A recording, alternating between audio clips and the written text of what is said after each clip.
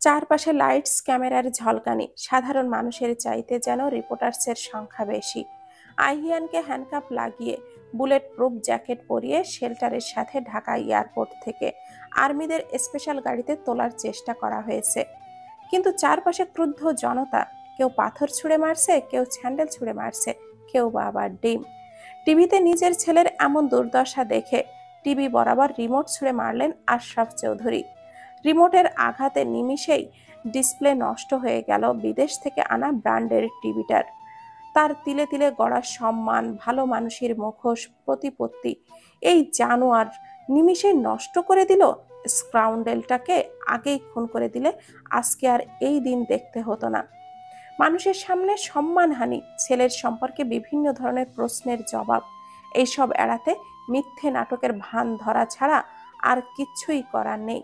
বজ্জাত রিপোর্টারদের কথা না বললেই নয়, প্রথম প্রশ্ন করেই বসবে, আপনার ছেলে এত অপকর্ম করেছে, আপনি একজন বাবা হিসাবে কিছুই জানেন না? শুধু কি তাই, মিথ্যা গুজব জুড়ে দিয়ে বিভিন্ন হেডলাইনে খবর প্রচার করবে। শেষে দেখা যাবে কেসও খুঁড়তে গিয়ে কেউটে বেরিয়ে যায়। আর নিউজ পোর্টালগুলোতে সাংবাদিকরা একে একে বিভিন্ন রকম খবর বিভিন্নভাবে বলে যাচ্ছে। বিশিষ্ট সমাজসেবী আশরাফ চৌধুরীর একমাত্র ছেলে আহিয়ান চৌধুরীর আহির ধূর্ততার সহিত মেজর জেনারেল নাফিজ মাহমুদের মেয়েকে রাশিয়াতে পাচার করে দেবার জন্য অপহরণ করেছে। টানা ৪৫ দিনের আর্মি অভিযানে রাশিয়ার আর্মির সহায়তায় সিএমএস এর নব্য মেডিকেল অফিসারকে অক্ষত অবস্থায় উদ্ধার করা হয়েছে। মোহিতের রেকর্ড করা রাশিয়ান ছেলেগুলোর জবানবন্দিগুলোকে মিডিয়া আরো রসিয়ে রসিয়ে প্রচার করলো। আরো বলল, ছেলের এহেন কুকীর্তি সহ্য করতে না পেরে বাবা আশরাফ চৌধুরী হার্ট অ্যাটাক করে ঢাকার একটি স্বনামধন্য হাসপাতালের আইসিইউতে ভর্তি আছেন। অবস্থা আশঙ্কাজনক। বিভিন্ন জবানবন্দি, মেডিকেল টেস্ট করার পর স্বর্গকে বাসায় আনা হয়েছে। মেয়েকে জড়িয়ে ধরে তনুজা আকুল হয়ে কেঁদে কেঁদে মেয়ের চোখে মুখে চুমু খাচ্ছেন। মোহিতকে জড়িয়ে ধরে নাফিজ শুধু পিঠে হাতড়িয়ে যাচ্ছেন। মোহিত আজ তার প্রাণ তার হাতে ফিরিয়ে দিয়েছে। এর বিনিময়ে মোহিত যা চাইবে নিজের জীবন বাজি রেখে হলেও মামা হিসেবে নাফিজ মাহমুদ মোহিতকে সেটাই দিয়ে দিবে। মিসেস তারিন অবুজের মতো করে শুধু চেয়েই রইলেন। কিছুই তার বোধগম্য হলো না। সুখ দৌড়ে এসে স্বর্গকে জড়িয়ে ধরল, কাঁদতে কাঁদতে বলতে শুরু করলো, মাফ করে দে আপু, আর কখনো তোর পেছনে লাগবো না। আপুরে, গুড বয় হয়ে লেখাপড়া করব, আর তোকে দেখে শুনে রাখবো। পরিবারের মানুষের এহেন শোচনীয় অবস্থা দেখে ফুপিয়ে কেঁদে উঠল স্বর্গ। মা বাবা ভাইকে ছাড়া সেও অনেক কষ্ট পেয়েছে অজানা অচেনা একটা পরিস্থিতিতে। সে আবার নতুন জীবনে ফিরে এসেছে মোহিতের জন্য। স্বর্গ মনে মনে নিজের সমস্তটা মোহিতের জন্য উৎসর্গ করলো। পিউকে চমকে দিতে সৌম্য নিজেই এসেছে পিউয়ের কেবিনে। পিউ কোনো একটা অজানা ভাবনায় ডুবে রয়েছে। সৌম্য গলা খাকারি দিল। পিউ আনমনে জিজ্ঞাসা করলো, কি সমস্যা, খুলে বলুন। সমস্যা তো অনেক ম্যাডাম, আপনি কয়টার মেডিসিন প্রেসক্রাইব করবেন? পরিচিত কণ্ঠস্বর কানে পৌঁছাতেই বসা থেকে দাঁড়িয়ে গেল পিউ। সামনে দাঁড়ানো নিজের একান্ত ব্যক্তিগত পুরুষটিকে দেখে চেয়ার রেখে দৌড়ে সময়ের বুকে আছড়ে পড়ল। এতদিনের জমিয়ে রাখা কষ্ট বাঁধ ভাঙা অশ্রুতে ধুয়ে মুছে গেল। সৌম্যকে দুই হাতে জড়িয়ে ধরে জানালো নানান অভিযোগ। আপনি খুব খারাপ ক্যাপ্টেন, খুব খারাপ। আপনি আমাকে এতগুলো দিন অনেক কষ্ট দিয়েছেন, একটা ফোন কলও কি আমার প্রাপ্য ছিল না? আদুরে কণ্ঠে সৌম্য বলে উঠল, আপনি বড্ড নরম মনের মানুষ পিউ। এত নরম হলে কিভাবে চলবে? মানুষ তো আপনাকে সহজে ভেঙে দিয়ে চলে যাবে। পিউ সৌম্যকে আরো শক্ত করে জড়িয়ে ধরে। পিউ এর মনে হচ্ছে ছেড়ে দিলেই সৌম্য আবারও পালিয়ে যাবে। পিউকে মাথায় হাত বুলিয়ে দিতে দিতে সৌম্য বলে উঠল, আপনি জানেন না দূরত্ব ভালোবাসা বাড়ায়? না, আমি জানি না, জানতেও চাই না। পিউয়ের সাবলীল উত্তর। মুচকি হেসে পিউয়ের কপালে গাঢ় চুমুর পরশ এঁকে দিল সৌম্য। যত দুপুর গড়াচ্ছে সূর্যের তেজ উহু করে বাড়ছে। বাইরে এক দণ্ড টেকা যাচ্ছে না। সূর্যের উত্তাপে মাটি সহ মরুভূমির বালির মতো যেন উত্তপ্ত হয়ে আসে। কোনো ফাঁক ফোকর গলিয়েও ধরণীতে কোনো হাওয়া বইছে না। পাখপাখালিও গাছের পাতায় চিপায় ঘাপটি মেরে বসে আছে। মাঝে মাঝে দুই একটা কাকের কা কা ডাক শোনা যাচ্ছে। এদিকে প্রচুর গরমের ভেতরে জার্নি করে এসেছে তার মধ্যে খাবারে অনিয়ম, ভয়, ভীতি, অনুপযোগী পরিবেশ, সব মিলিয়ে স্বর্গের অবস্থা নাজুক। বাসায় এসেই সে হড়হড় করে বমি করে দিল। মাথা চক্কর দিয়ে উঠছে বারবার। তনুজা ধরে ধরে 2 তলায় স্বর্গের বেডরুমে স্বর্গকে এনে শুইয়ে দিলেন আর নিজে চলে গেলেন স্যুপ বানাতে। শরীরে শক্তি পাচ্ছে না স্বর্গ। এই মুহূর্তে ভিটামিন স্যালাইন পুশ করা জরুরি। নিজের ফোন, ওয়ালেট, ব্যাগ সবকিছুই হারিয়ে গেছে স্বর্গের। আইহিয়ানের দুর্ধর্ষতার কথা মনে পড়তেই শরীরটা শিউরে উঠল স্বর্গের। হঠাৎই স্বর্গের শয়ন কক্ষের দরজা ফুট করে খুলে গেল। রুমে প্রবেশ করলো মোহিত। মোহিতকে দেখে বুকের ধুকপুকানি বেড়ে গেল স্বর্গের। মনে হচ্ছে এখনই লাভ অ্যাটাক করে বসি। মোহিতের আর্মি ইউনিফর্মের আকর্ষণীয় রূপে স্বর্গ ভুলে গেল চোখের পলক ফেলতে। উফ, কে বলেছে এই বেটাকে এত সুন্দর হতে? মেয়েরা কি তাকে নজর দিয়ে গিলে খায় না? শোয়া থেকে উঠে বসতে চাইল স্বর্গ, কিন্তু শরীর সাই দিল না। বসা মাত্রই মাথাটা ঘুরে উঠল। আউস বলে মৃদু শব্দ করে আবারও ধপ করে শুয়ে পড়ল স্বর্গ। মোহিত বিচলিত হলো। দৌড়ে স্বর্গের কাছে এসে দুটো বালিশ উঁচু করে 2 বাহু ধরে স্বর্গকে শুইয়ে দিল। মোহিত এতটাই স্বর্গের কাছে চলে এলো যে দুজন দুজনের হার্টবিট শুনতে পাচ্ছে। মুহূর্তেই চোখাচোখি হলো দুজনের। এতটা কাছে তার প্রেয়সী। বুকের ভেতর অবাধ্য ইচ্ছে আন্দোলন করে বাইরে বেরিয়ে আসতে চাইছে। নিজেকে কন্ট্রোল করা মুশকিল হয়ে যাচ্ছে। নিজেকে ভয়াবহ শাসিয়ে সরিয়ে আসতে চাইল মোহিত। অমনি খপ করে শার্টের কলার ধরে ফেলল স্বর্গ। প্লিজ নড়বেন না মেজর। আপনার হৃদস্পন্দন শুনতে আমার ভালোই লাগছে। আপনি আমার কাছে থাকলে আমার ভালো লাগে, নিজেকে সেফ মনে হয়। বলতে বলতেই স্বর্গ মোহিতের গালে আঙ্গুল শুয়ে শুয়ে ঠোঁটের কাছে আনলো। 2 আঙ্গুলের সহায়তায় মোহিতের টকটকে লাল ঠোঁট টিপে ধরল স্বর্গ। আবেশে চোখ বন্ধ করে ফেলল মোহিত। কণ্ঠ খাদে ফেলে বলে উঠল, নিজেকে কন্ট্রোললেস লাগছে স্বর্গ। আমি অনেকক্ষণ ধরেই সবকিছু আয়ত্তে আনার চেষ্টা করছি। প্লিজ আমাকে সীমানা পার হতে বাধ্য করবেন না। আমাকে শক্ত করে জড়িয়ে ধরবেন মেজর। স্বর্গের আকুল নিবেদন। কিভাবে মানা করবে নিজের মোহিনীর এমন আবদার? মোহিত পারল না স্বর্গের আকুতি ফিরিয়ে দিতে। 2 হাত দিয়ে জড়িয়ে চেপে ধরল বুকের সাথে। স্বর্গও মোহিতকে এমনভাবে জাপটে ধরল যেন কেউ চাইলেও আর তাদের আলাদা করতে না পারে। মোহিতের মনে হচ্ছে এই মুহূর্তে স্বর্গকে সে যদি বুকের ভেতরে পুড়ে ফেলতে পারত, তাহলে বুকের ভেতরে যেই উত্তাল দাবানলের সৃষ্টি হয়েছে সেটা মুহূর্তেই নেভে যেত। আপনাকে ভালোবাসি মোহিত। আপনিই আমার ভালো থাকার একমাত্র ঔষধ। আপনি কাছে আসার পর থেকেই আমার সকল ক্লান্তি, খারাপ লাগা উধাও হয়ে গেছে। আপনি কি সবসময় এইভাবে আমার পাশে থাকবেন মেজর? 2 হাতের তালুতে স্বর্গের মুখের আদল ধরে নাকের সাথে ছোট্ট একটা চুমু দিয়ে মোহিত আদুরে স্বরে বলে উঠল, যেইভাবে চাইবেন সেইভাবেই আমি আপনার পাশে থাকবো স্বর্গ।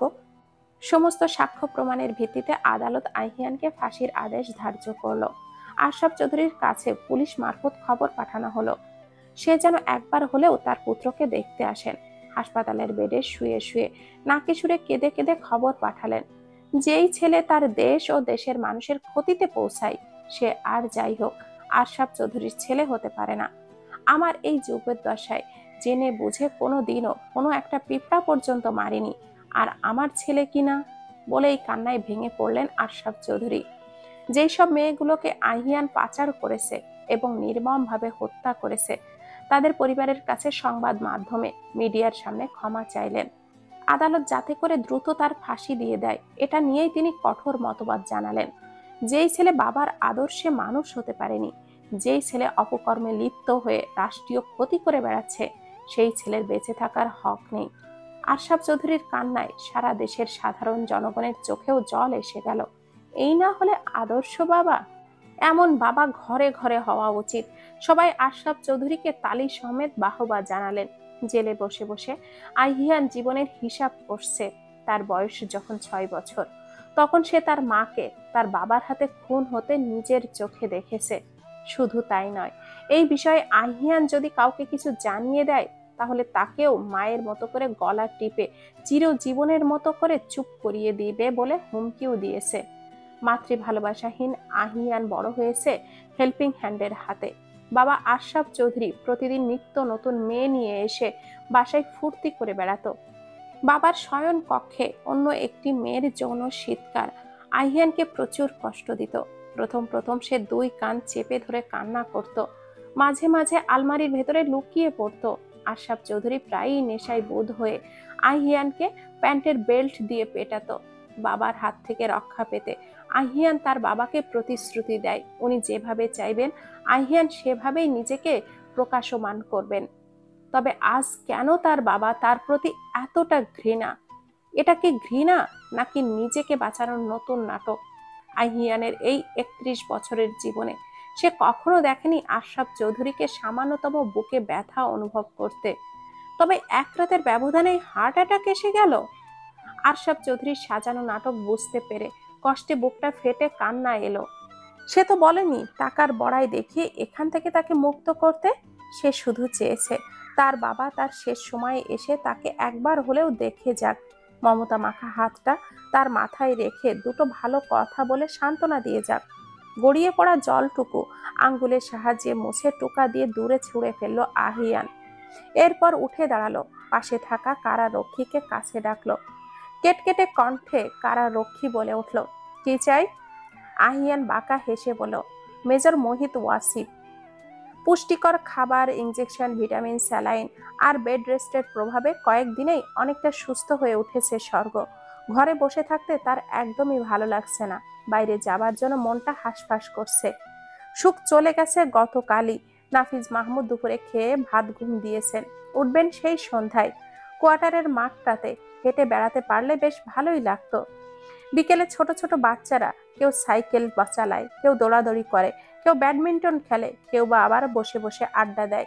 প্রত্যেকটা অফিসারের বাংলোর সামনে সুসজ্জিত ফুলের বাগান দেখলেই মনটা ভরে যায়, সাথে কচি নরম ঘাস। মাঝে মাঝে স্বর্গের মনে হয় সে যদি গরু হতো তাহলে মাঠের সব ঘাস একদিনে সাবার করে ফেলতো, বিশেষ করে জেনারেলের বাংলোর সামনের ঘাসগুলো। মনের সকল ভাবনাকে একপাশে সরিয়ে স্বর্গ তার কক্ষ পরিত্যাগ করে ড্রয়িং রুমে নেমে আসলো। সেখানে কাউকে পরিলক্ষিত হলো না। সোফায় ধপ করে বসে পড়ল স্বর্গ। আজকের বিকালটা তার কাছে সাংঘাতিক অলস মনে হচ্ছে। সোফায় হেলান দিয়ে দাঁত দিয়ে নখ কাটতে কাটতে হঠাৎই মোহিতের কথা মনে পড়ল তার। মোহিতের আজ অফ ডে, ওকে নিয়ে যাওয়াই যায় তো। ভাবনাটা মাথায় আসতেই ইয়েস বলে তুড়ি মারল স্বর্গ। যেই ভাবনা সেই কাজ। পা টিপে টিপে স্বর্গ মোহিতের কক্ষের দিকে অগ্রসর হলো। মোহিতের দরজার সামনে এসে দুরু দুরু বুকে ঠক ঠক করলো স্বর্গ। বিছানায় বসে ল্যাপটপে কিছু ব্যক্তিগত কাজ সারছিল মোহিত। হঠাৎই দরজায় নকের শব্দে কাজে ব্যাঘাত ঘটল। এই টাইমটাতে মামা মামি দুজনেই ঘুমায়, আর মা তো কখনোই আসে না। মোহিতই কাজের ফাঁকে গিয়ে মায়ের সাথে সময় কাটায়। তাহলে কে আসলো? কাজ বাদ দিয়ে ল্যাপটপটা অফ করে বসা থেকে উঠে দাঁড়ালো মোহিত। খুট করে দরজাটা খুলে স্বর্গকে নিজের রুমের দরজার সামনে দেখে ঠান্ডা সমীরণ বয়ে গেল মোহিতের প্রাণে। না চাইতেও ঠোঁটে ফুটে উঠল প্রশস্ত হাসি।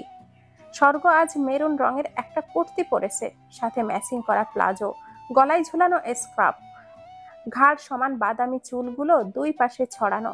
মুখে কোনো প্রসাধনীর ছোঁয়া নেই, তবুও তাকে পৃথিবীর সবচেয়ে মোহনীয় মনে হয় মোহিতের। স্যালাইনের প্রভাবে মুখটা গুলুমুলু লাগছে একেবারে।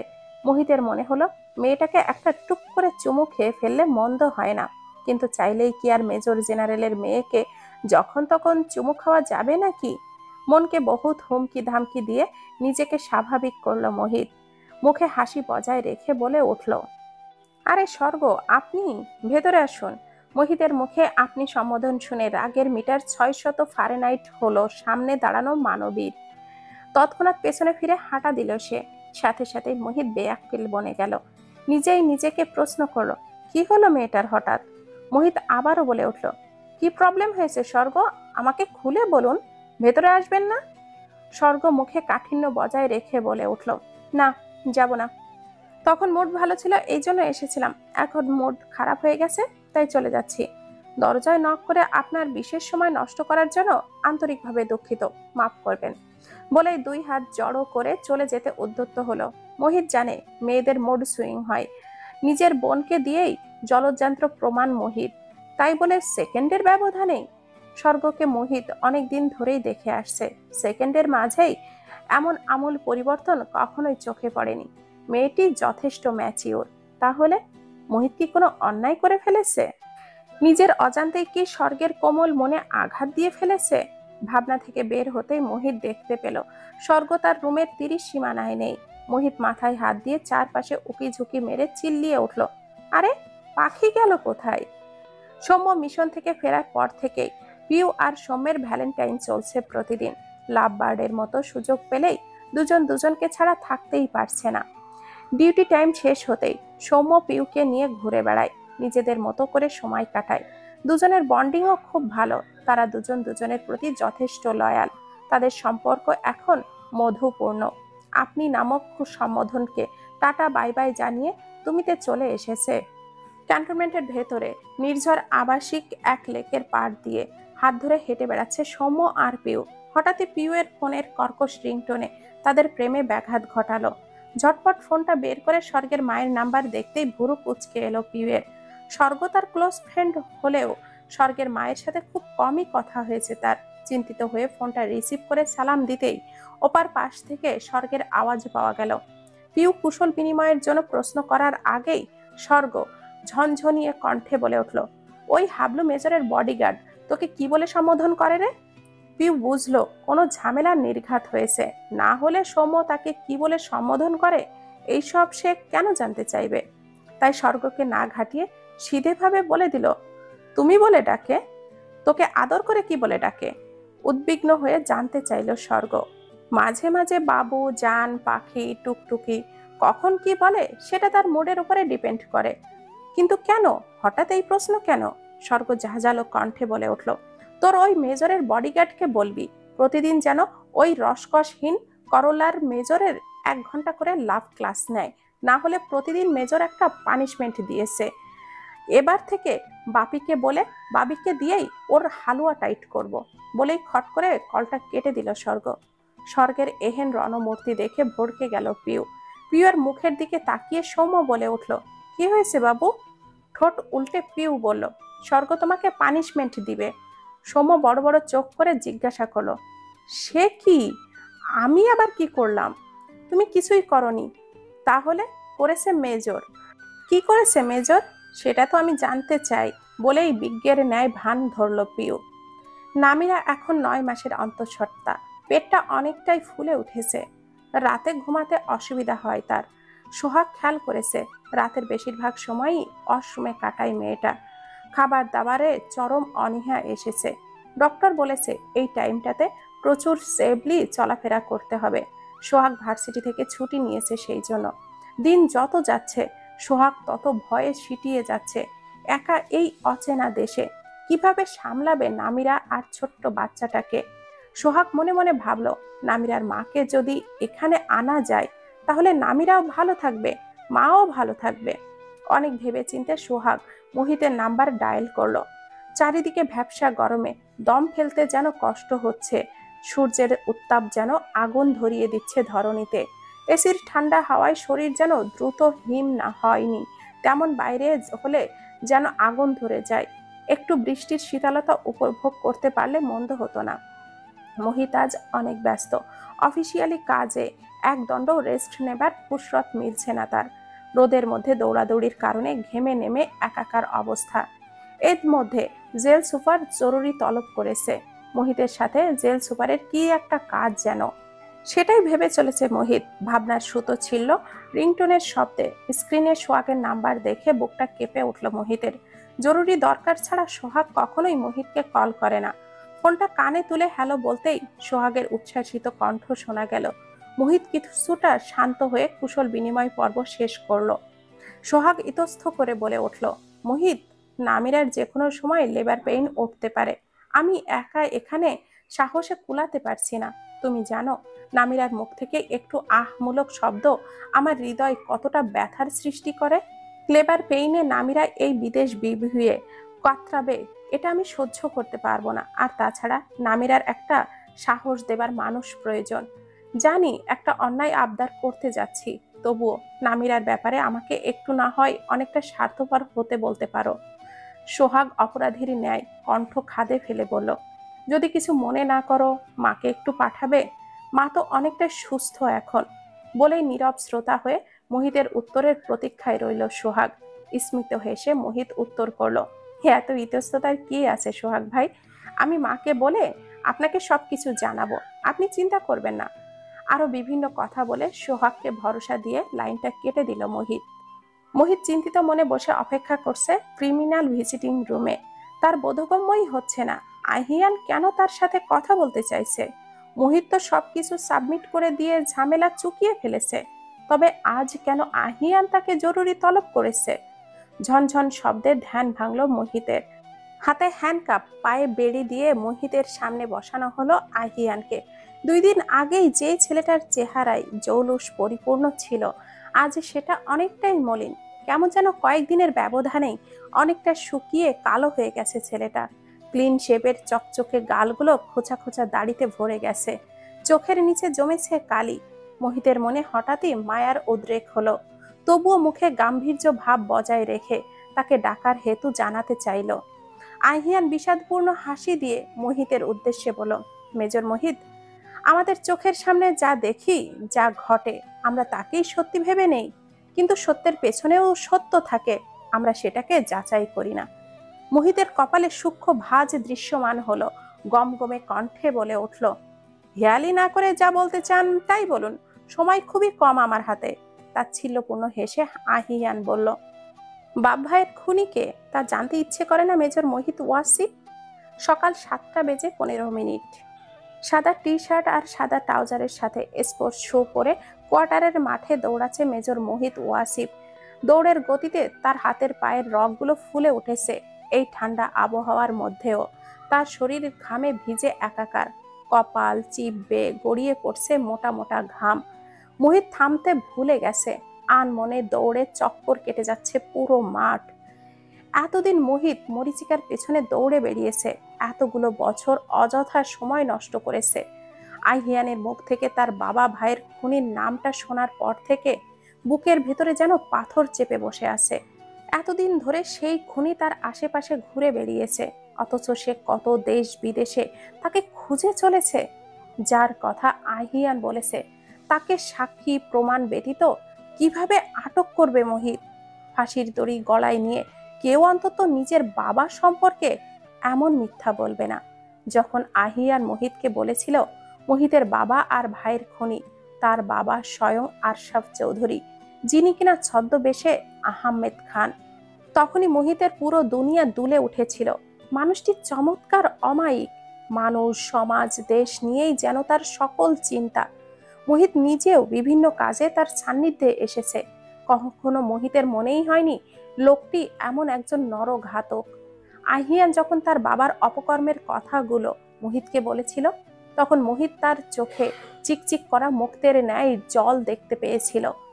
আহিয়ান কথাগুলো মোহিতকে বলার পর অনুরোধ করে মোহিতের হাত চেপে ধরে বলেছিল, মেজর, আমাকে আজই ফাঁসিতে ঝুলিয়ে দিন। কয়েদের প্রত্যেকটা মিনিট আমার কাছে সর্পদংশনের মতো মনে হচ্ছে। আমার শ্বাস নিতে কষ্ট হচ্ছে মেজর, প্লিজ আমাকে আজকেই ফাঁসিতে ঝুলিয়ে দিন প্লিজ। একই কথা বারবার বলতে বলতে হাসতে হাসতে লাফানো শুরু করে আহিয়ান। দুজন পুলিশ দ্রুত এসে তাকে ধরে নিয়ে যায়। এরপর মোহিত কাউকে কিছু না বলে সিক্ত নয়নে দ্রুত গতিতে বেরিয়ে আসে জেল থেকে।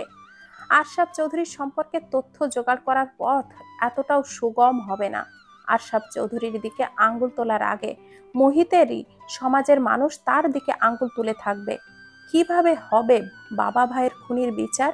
কিভাবে শাস্তি দিবে? না, মোহিত আর ভাবতে পারছে না। 1 ঘন্টা ধরে দৌড়ানোর ফলে তার বুকে প্রচুর ব্যথা অনুভব হয়। দৌড়ের গতি কমিয়ে দাঁড়িয়ে যায়।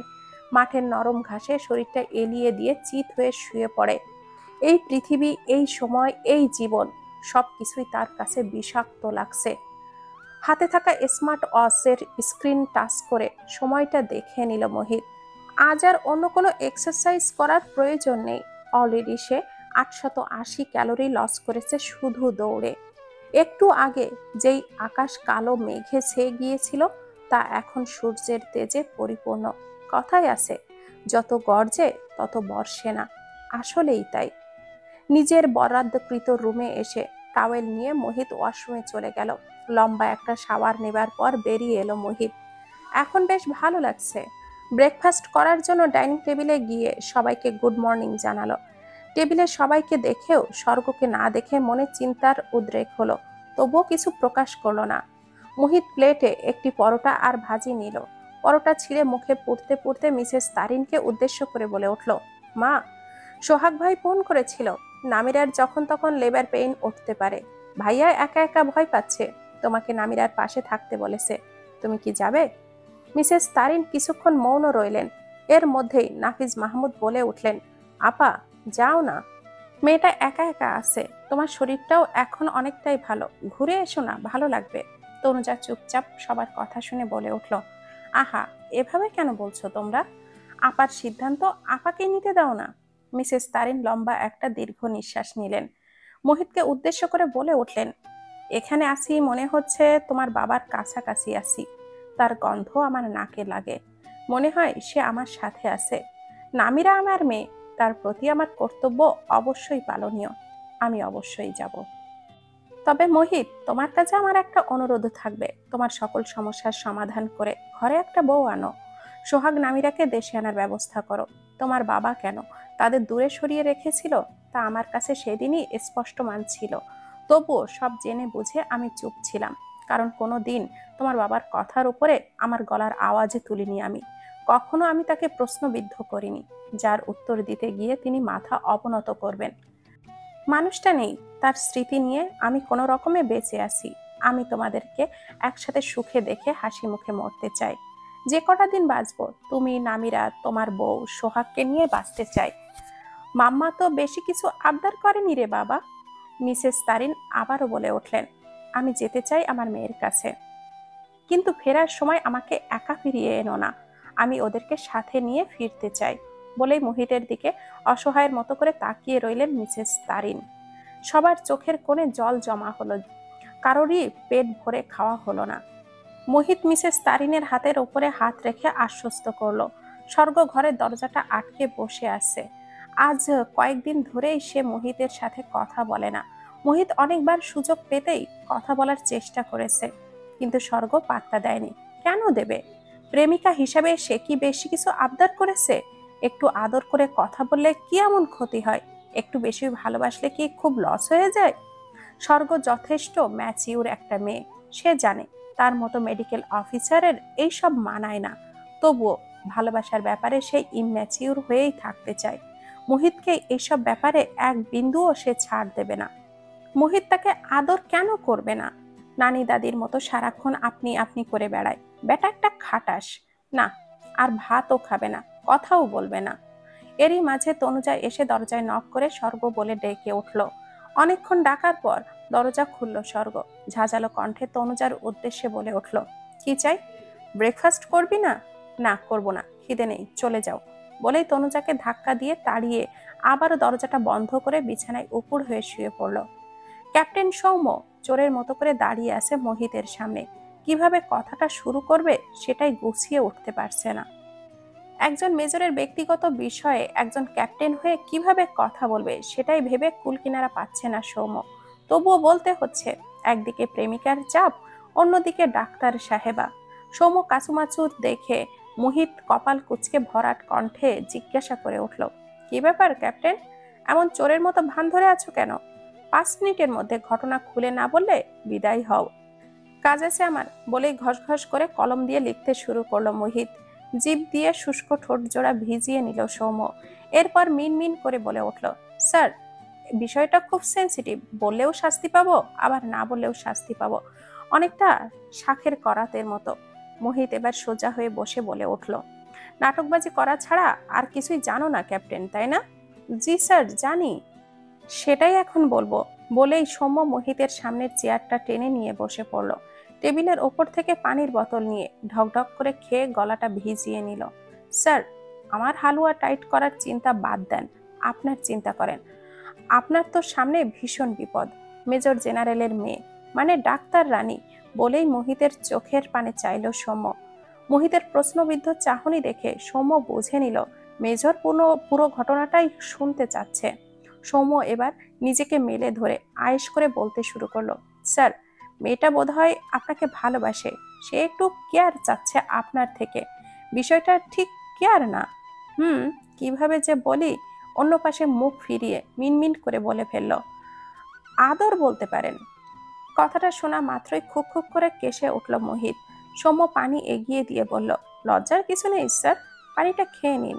সৌম্য লাজ লজ্জা ভাব নিয়ে মোহিতকে উদ্দেশ্য করে বলে উঠল, বয়সে আপনার থেকে ছোট হলেও প্রেমের অভিজ্ঞতাই বড়। আমার কথা মাথায় রাখবেন। আজ আমি গেলাম। ম্যাডামকে একটু কেয়ার মানে ওইটা দিয়ে না আর কি। বলেই রাজাদের যেমন সৈন্যরা কর্নিশ করে ওইভাবেই সৌম্য প্রস্থান নিল। সৌম্য যাওয়া মাত্রই মোহিতের ফর্সা গালে লজ্জার আভা ছড়িয়ে পড়ল। লাজুকতায় আপনা আপনি হাসি চলে আসছে তার। এমন সময় মোহিতের কেবিনে প্রবেশ করলেন নাফিজ মাহমুদ। নাফিজ মাহমুদকে হঠাৎ তার কক্ষে দেখে ভ্যাবাচাকা খেয়ে গেল মোহিত। স্যালুট দিতেও ভুলে গেল। নাফিজ মাহমুদ সেই সব গায়ে মাখল না। গদগদ হয়ে মোহিতের উদ্দেশ্যে বলে উঠলেন, তোমার মা অস্ট্রেলিয়ার যাবার আগেই তোমার হবু বউকে যদি তাকে দেখিয়ে দেই কেমন হবে মোহিত? মামার এমন ভিত্তিহীন কথায় চিন্তিত হয়ে মোহিত জিজ্ঞাসা করলো, কিসের বউ স্যার? নাফিজ মাহমুদ খুশিতে গদগদ হয়ে জিজ্ঞাসা করলো, ক্যাপ্টেন তুলিকা ফার্নাসকে তোমার কেমন লাগে? মোহিত ভাষা হারিয়ে ফেলল মুখের। এরা বাপ মেয়ে তাকে পেয়েছেটা কি, যখন যার যেভাবে খুশি অত্যাচার চালাচ্ছে? এবার কোন নতুন মুসিবত হাজির করতে চাইছে? স্বর্গ জানলে তো মোহিতকে সরাসরি ক্রস ফায়ার দিবে। নাফিজ হাসি মাখা কণ্ঠে বলে উঠল, কি ভাবছো মোহিত? স্যার, আমি ক্যাপ্টেন তুলিকাকে সেইভাবে পর্যবেক্ষণ করে দেখিনি। মিনমিনি করে জবাব দিল মোহিত। দেখনি কি হয়েছে, একটু পরেই দেখার ব্যবস্থা করে দিচ্ছি।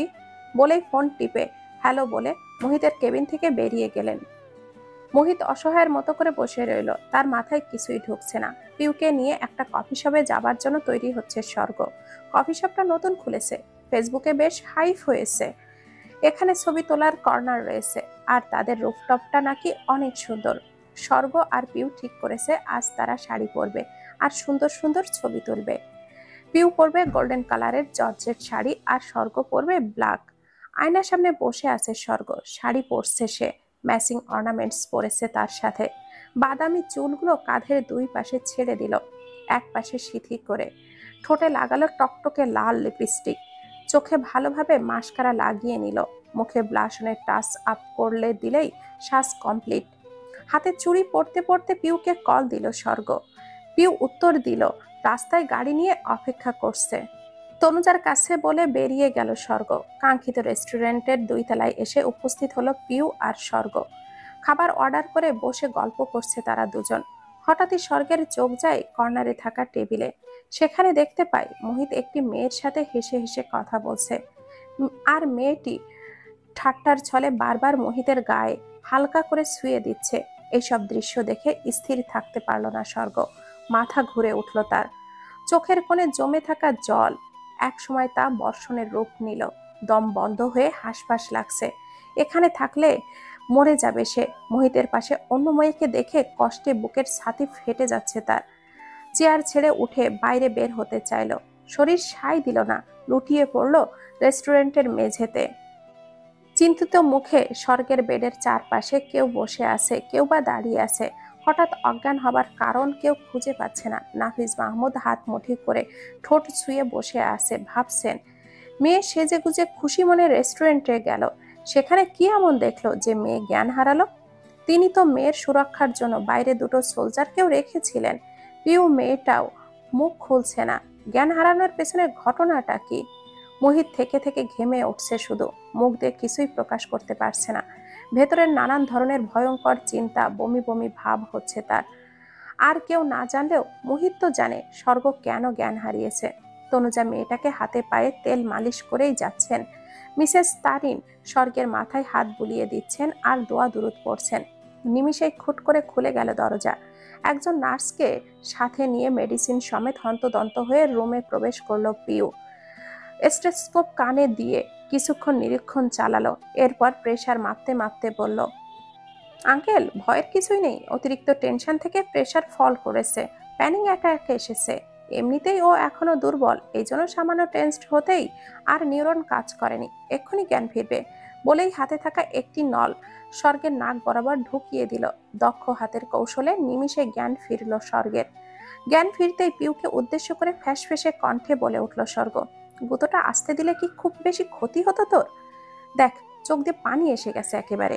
বলেই চোখের কোণা থেকে অশ্রুবিন্দু এনে দেখালো। পিউকে কিছু বলার সুযোগ না দিয়েই নাফিজ মাহমুদ হুমড়ি খেয়ে পড়লেন মেয়ের উপরে। সে কেন জ্ঞান হারিয়েছে? কি দেখে ভয় পেয়েছে? সে তার মেয়েকে প্যানিক অ্যাটাক দিয়েছে। তাকে খুঁজে পেলে শুলে চড়াবেন বলে মেয়েকে প্রতিশ্রুতি দিলেন।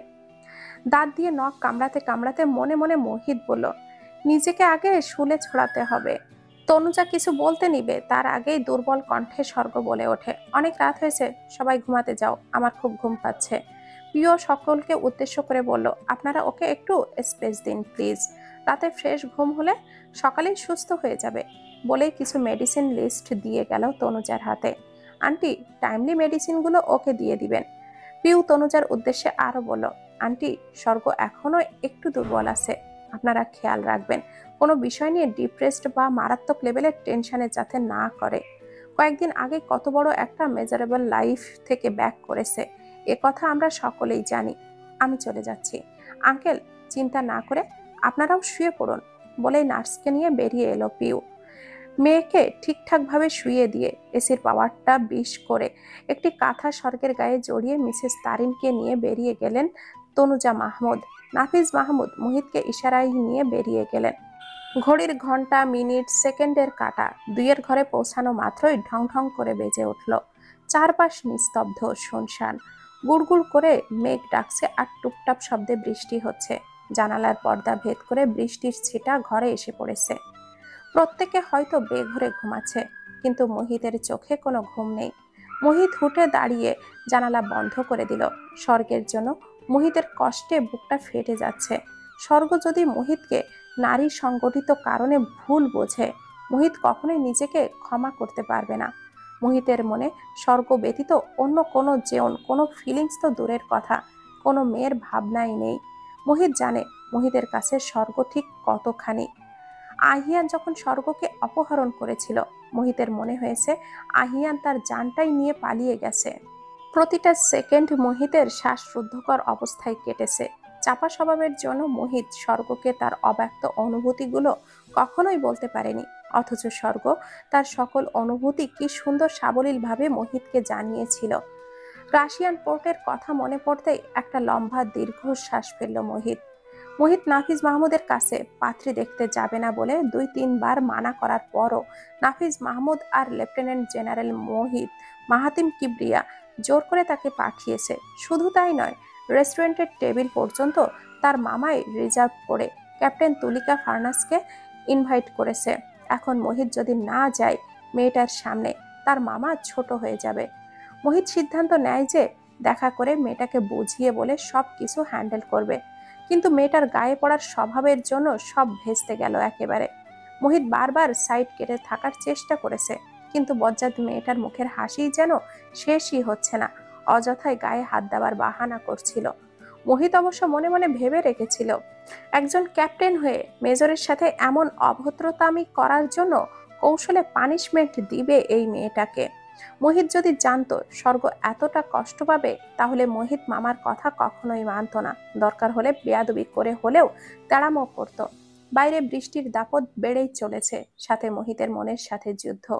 মোহিত সকাল হবার অপেক্ষা করতে পারছে না, এখনই স্বর্গের ভুল ভাঙানো চাই। যেই ভাবনা সেই কাজ। আস্তে করে দরজা খুলে বাইরে বের হয়ে আসে মোহিত। গন্তব্য স্বর্গের রুম। ফোনের টর্চটা জেলে আস্তে আস্তে মোহিত স্বর্গের রুমের সামনে এসে দাঁড়ালো। আঙ্গুল দিয়ে সামান্য ধাক্কা দিতেই দরজাটা খুলে গেল অল্প।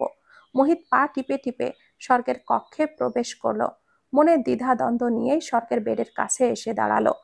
ড্রিম লাইটের মৃদু আলোয় স্বর্গের কোমল মুখখানি দেখে অন্তরটা ধক করে উঠল মোহিতের। মেয়েটাকে দেখলেই মোহিতের কামড়ে খেয়ে ফেলতে ইচ্ছে করে। এই যে এখনই ইচ্ছে করছে নিষিদ্ধ ইচ্ছেগুলোর বহিঃপ্রকাশ ঘটাতে। মেয়েটি এলোমেলো হয়ে শুয়ে আছে, তার স্লিপিং ট্রাউজারের একটা পা হাঁটু সমান উঠে আছে, যার জন্য লোমহীন ধবধবে সাদা পা দৃষ্টিগ্রাহ্য হলেও তার টি শার্টটা উপরে উঠে নাভির রন্ধ্র পর্যন্ত দেখা যাচ্ছে। এসব দৃশ্য দেখে কি কোনো প্রেমিক পুরুষ স্বাভাবিক থাকতে পারবে? স্বর্গের ঘুমের ঘোরে ঠোঁট উল্টানো দেখে বুকে কম্পন ধরল মোহিতের। নিমিষে মোহিতের শরীর গরম হয়ে উঠল। মোহিত চায় না তার পবিত্র ভালোবাসা অপবিত্রে রূপান্তর করতে। স্বর্গের গায়ে কলঙ্কের কালো কালি মোহিত সহ্য করতে পারবে না। এই জন্য নিজের গাম্ভীর্যপূর্ণ ভাব বজায় রেখে চলার চেষ্টা করে মোহিত সর্বত্র।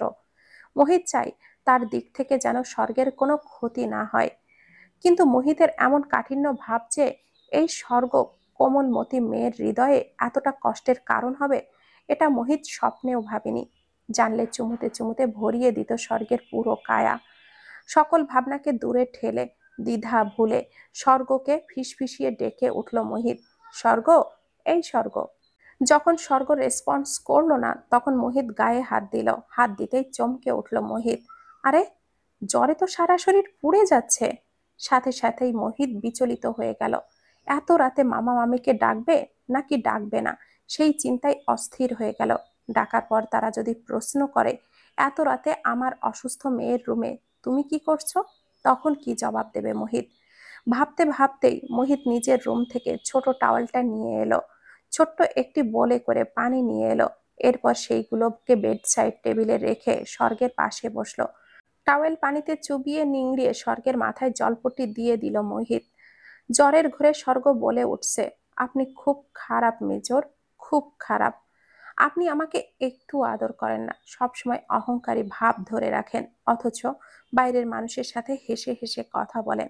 আপনাকে আমি কঠিন শাস্তি দিব মেজর, কঠিন শাস্তি। বলেই পাশ ফিরে মোহিতের কোমর জড়িয়ে ধরল।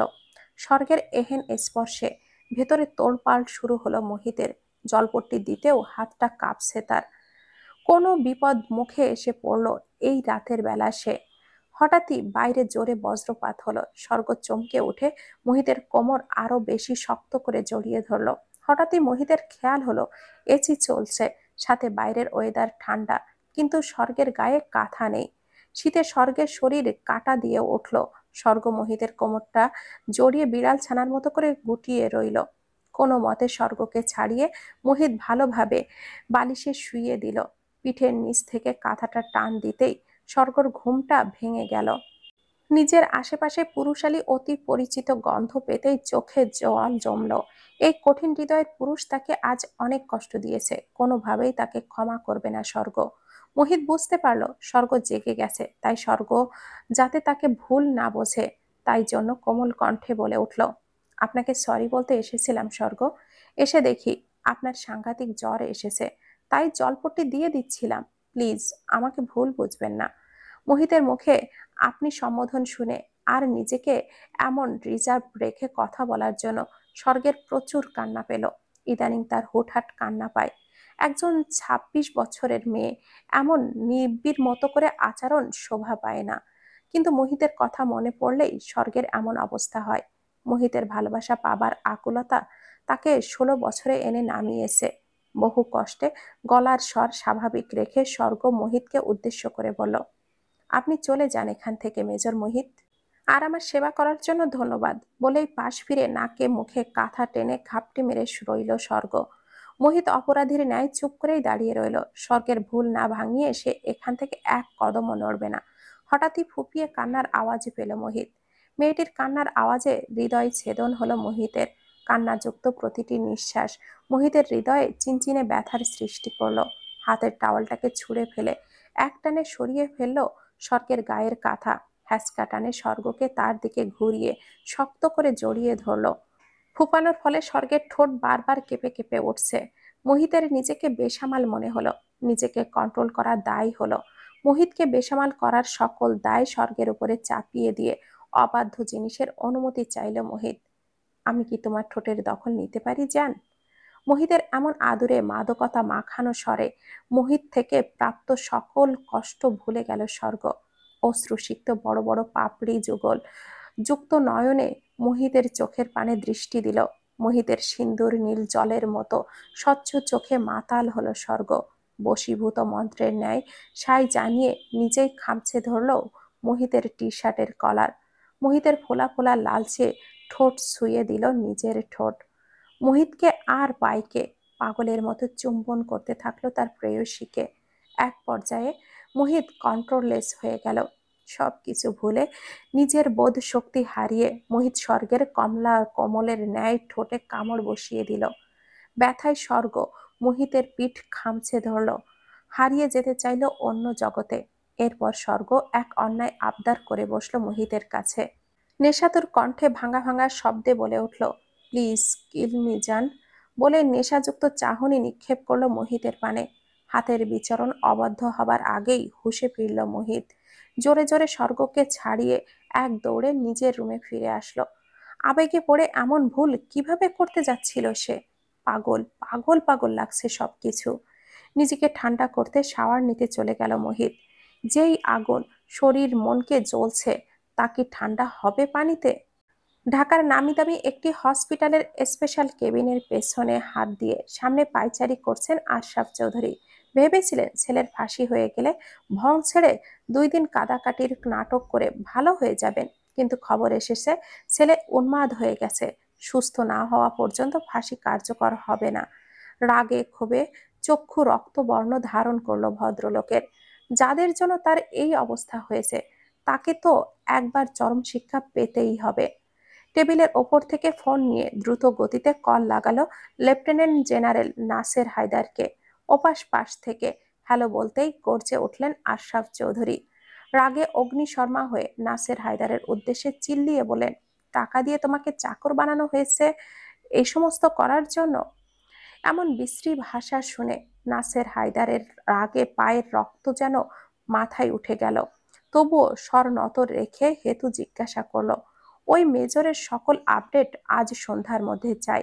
আর পারলে আমার ছেলেকে জেলের ভেতরেই লটকে দেবার ব্যবস্থা করো। বলেই ফোনটা কেটে আছাড় মারলো বেডের ওপরে। মোহিতের মায়ের অস্ট্রেলিয়ায় যাবার সকল ব্যবস্থা হয়ে গিয়েছে। আগামী বৃহস্পতিবার তার ফ্লাইট। যাবার আগে তার রুমে তনুজা আর নাফিজ মাহমুদকে ডাকলেন। নাফিজ মাহমুদ বোনের ব্যাপারে খুব যত্নশীল। বোনের প্রতি তার ভালোবাসা অগাধ। বোনের রুমে এসে চেয়ার টেনে বসতে বসতে প্রশ্ন করলেন, কেন ডেকেছিলিস আপা? মিসেস তারিন কিছুটা দ্বিধান্বিত হয়ে মনে সাহস সঞ্চয় করে অনুরোধের স্বরে নাফিজকে বললেন, তোর মেয়েটাকা আমাকে দিবি আমার মোহিতের জন্য? সৌম্যের সামনে অবনত মস্তকে বসে আছে পিউ। তার চোখ থেকে অনবরত টুপটাপ করে গড়িয়ে পড়ছে জল। সৌম্য নির্বাক হয়ে বসে আছে। তাকে সান্ত্বনা দেবার মতো কোনো ভাষা তার জানা নেই। শুধু কোমল কণ্ঠে বলে উঠল, পিউ, এইভাবে কাঁদলে তো বুকে কষ্ট হয় সোনা। কান্নার বেগ আরো হুহু করে বাড়ে পিউয়ের। একটি পেন ড্রাইভ নিয়ে সৌম্যের কাছে এসেছে পিউ। সিক্ত নয়নে অপরাধীর ন্যায় কাঁপা কাঁপা হাতে পেন ড্রাইভটি তুলে দিল সৌম্যের হাতে। সৌম্যের কথা মতো সে তার বাবার পেছনে স্পাইয়ের মতো করে লেগেছিল এই কয়দিন। ফিঙ্গারপ্রিন্ট পাউডার কালেক্ট করে এর সাহায্যে ফোনের লক খুলতেও সক্ষম হয়েছিল পিউ। এরপর সে গোপন কল রেকর্ড অ্যাপস চালু করে দেয় নাসের হায়দারের ফোনে। ওখানে সকল ধরনের কথা রেকর্ড হতো। পিউ সাম্যের দরকারি রেকর্ডগুলো প্রতিদিন কালেক্ট করে নিজের পেন ড্রাইভে রেখে দিত। আজও তার ব্যতিক্রম হয়নি। কিন্তু এই রেকর্ডারটা শুনে তার মাথায় যেন আকাশ ভেঙে পড়েছে। মেজর মোহিত ওয়াসিফকে শেষ করে দেবার প্ল্যানিং করছে তার বাবা। স্বর্গ কখনো যদি জানে তার বাবা তার ভালোবাসার মানুষের হত্যাকারীদের একজন, তখন স্বর্গকে কিভাবে মুখ দেখাবে পিউ? নিজের বাবার প্রতি ঘেন্নায় বমি এসে যাচ্ছে পিউয়ের। এতদিন কার কাছে থেকেছে সে? এখন পিউ বুঝতে পারছে তার মা কেন তাদেরকে ছেড়ে পালিয়ে গিয়েছিল। অযথাই মায়ের প্রতি এতগুলো বছর ঘেন্না পোষণ করেছে। আসল কালপ্রিট তো ওই নাসের হায়দার। সাই সৌম্যের হাত চেপে ধরল। কান্না জড়িত কণ্ঠে বলে উঠল, আমাকে তোমার কাছে নিয়ে চলো সৌম্য। ওই রাক্ষসপুরীতে আমি আর যাব না। আমাকে তোমার কাছে নিয়ে চলো। ওখানে প্রতি মুহূর্তে আমার দম বন্ধ লাগে, আমার কিচ্ছু ভালো লাগে না। সবকিছু চরম অসহ্য মনে হয়। প্লিজ আমার উপর একটু দয়া করো সৌম্য। বলেই কান্নায় ভেঙে পড়ল পিউ। সৌম্য পিউকে শান্ত করার জন্য তৎপর হল। বিভিন্ন কথা বলে পিউকে শান্ত করার চেষ্টা চালালো। কিন্তু কিছুতেই পিউ থামছে না। সৌম্য পড়ল আরেক বিপাকে। একজন সেনা সদস্য হিসেবে তার বিয়ের বয়স হতে আরও মাস 6 বাকি। বাড়িতেও এখনো পিউ এর কথা বলা হয়নি। গ্রামের সাধারণ কৃষক পরিবারের ছেলে সৌম্য। পিউ কি পারবে নিজেকে গ্রামীণ পরিবেশে মানিয়ে নিতে? তবুও পিউকে সান্ত্বনা দিতে সৌম্য আদুরে স্বরে বলে উঠল, এভাবে কেঁদো না প্লিজ। কান্না করছো তুমি, কষ্ট পাচ্ছি আমি প্রমিজ করছি যত দ্রুত পারি তোমাকে আমার কাছে আনার ব্যবস্থা করব। প্লিজ লক্ষ্মীটি, আর এভাবে কেঁদে আমার হৃদয়ে রক্তক্ষরণ করো না। বলেই পিউ এর মাথা তার বুকে চেপে ধরল। মিসেস তারিন স্বর্গকে চেয়েছে মুহিতের জন্য, তনুজার মুখে যেন আর খুশি ধরে না। ছেলে হিসেবে মুহিতকে লুফে নিতে কে না চাইবে। সৌন্দর্যে, ব্যক্তিত্বে, যোগ্যতায় লাখে একটা মিলে এমন ছেলে। নাফিজকে যখন তারিন বলেছে তোর মেয়েকে দিবি আমাকে, নাফিজ খুশিতে হাসতে হাসতে এক বাক্যে বলেছে, আপা তুই এখনই নিয়ে নে তোর ভাতিজিকে। মিসেস তারিন ভেবেছিলেন এমন ভাঙাচোরা পরিবারে নাফিজ হয়তো মেয়ে দিতে অস্বীকৃতি জানাবে বা মুখে সরাসরি না বললেও আকার ইঙ্গিত দিয়ে বুঝাবে। এজন্য কিছুটা ভয় আর কিছুটা সংকোচ রেখেই তিনি আবদারটা করেছিলেন। নাফিজ এত দ্রুত রাজি হয়ে যাবে এটা তারিনের কল্পনার বাইরে ছিল। সেদিন রাতে পানি পিপাসায় ঘুম ভেঙে যায় মিসেস তারিনের। উনার কক্ষের জারে কোনো পানি ছিল না। দরজা খুলে যেই বাইরে বের হবেন তখনই দেখতে পান মুহিত দৌড়ে স্বর্গের রুম থেকে বেরিয়ে আসছে। মুহিতকে কিছু টের পেতে না দিয়ে পানি না খেয়েই দরজা লাগিয়ে দেন মিসেস তারিন। ছেলে কেন ওই রুমে গিয়েছে মায়ের বুঝতে এক সেকেন্ড সময়ও লাগল না। স্বর্গ যখন জ্ঞান হারিয়ে বিছানায় পড়েছিল মুহিতকে মারাত্মক রকমের অস্থির দেখেই তিনি বুঝেছিলেন ছেলে ভালোবেসে ফেলেছে। মা ছেলে মিলে জীবনে অনেক খুশি তারা হারিয়ে ফেলেছে। গাধার মতো বাবার অর্পিত দায়িত্বের বোঝা বয়ে বেড়াচ্ছে ছেলেটা। মা হিসেবে কখনো কিছুই দিতে পারেননি তিনি মুহিতকে, যা মুহিতের সকল গ্লানি মুছে দিতে পারে। ভাইয়ের কাছে ভিক্ষা চেয়ে হলেও স্বর্গকে মুহিতের কাছে এনে দেবেন এমন প্রতিজ্ঞাই তিনি মনে মনে করেছিলেন। কিন্তু তারা মুহিতকে এভাবে গ্রহণ করে ফেলবে উনি ভাবতেই পারেননি। মরার আগে ছেলেটাকে একটু গুছিয়ে দিয়ে যেতে পারলেই শান্তিতে শ্বাস ত্যাগ করা যাবে। আমি থাকি বা না থাকি ছেলেটা তার ভালোবাসার মানুষের সাথে তো থাকবে। মুহিতের বাবার অসমাপ্ত দায়িত্ব পালন করে দিয়ে যেতে পারলে মানুষটার আত্মাটা তো শান্তি পাবে। মনে মনে ছেলে মেয়ে স্বামীর অতীত স্মৃতি মনে করে আনমনে অশ্রু বিসর্জন দিলেন তিনি। ভেতরে থাকা দীর্ঘশ্বাসটাকে লুকিয়ে চোখে জমে থাকা জল মুছে ফেললেন সঙ্গোপনে। আজ মুকিতটা বেঁচে থাকলে কত বড় হতো। মুকিতের জন্য একটা লাল টুকটুকে বউ আনতে হতো। নামিরার ছোট বেবিটাকে দেখে কেমন রিয়াকশন হতো মুকিতের। এসব ভাবলে বুকে ব্যথা হয়, কষ্ট হয় প্রচুর। আমার ছোট বাচ্চাটা, আমার মুকিত। আর পারলেন না এসব ভাবনা ভাবতে মিসেস তারিন। হৃদযন্ত্রটা সায় দেয় না আর এসব ভাবলে। নিষ্ঠুরের মতো পীড়া দিতে থাকে। তনুজা অবাক দৃষ্টিতে তাকিয়ে আছে স্বর্গের দিকে। মেয়ের ঠোঁট কিভাবে এতখানি কেটে গেল সেটাই তার বোধগম্য হচ্ছে না। এদিকে জ্বরটাও কমছে না। মেয়েটার খালি বিপদের উপর বিপদ যাচ্ছে। তনুজা একবার শুনেছিলেন গ্রাম্য মহিলাদের কাছে, বিয়ের আগে যেসব কুমারী মেয়ের অসুখ বিসুখ বিপদ আপদ লেগেই থাকে তাদের যদি দ্রুত বিয়ে দেয়া হয় তাহলে সমস্ত বিপদ কেটে যায়। উনি জানেন এ সমস্তই কুসংস্কার, কিন্তু মায়ের মন বলেও তো কথা। তাই তিনি মনে মনে ভাবলেন যত দ্রুত পারা যায় মেয়েকে মুহিতের গলায় ঝুলিয়ে দেবেন। মনের চিন্তা সরিয়ে স্বর্গের উদ্দেশ্যে বলে ফেললেন তনুজা, ঠোঁটে ব্যথা কিভাবে পেলি রে বাবা।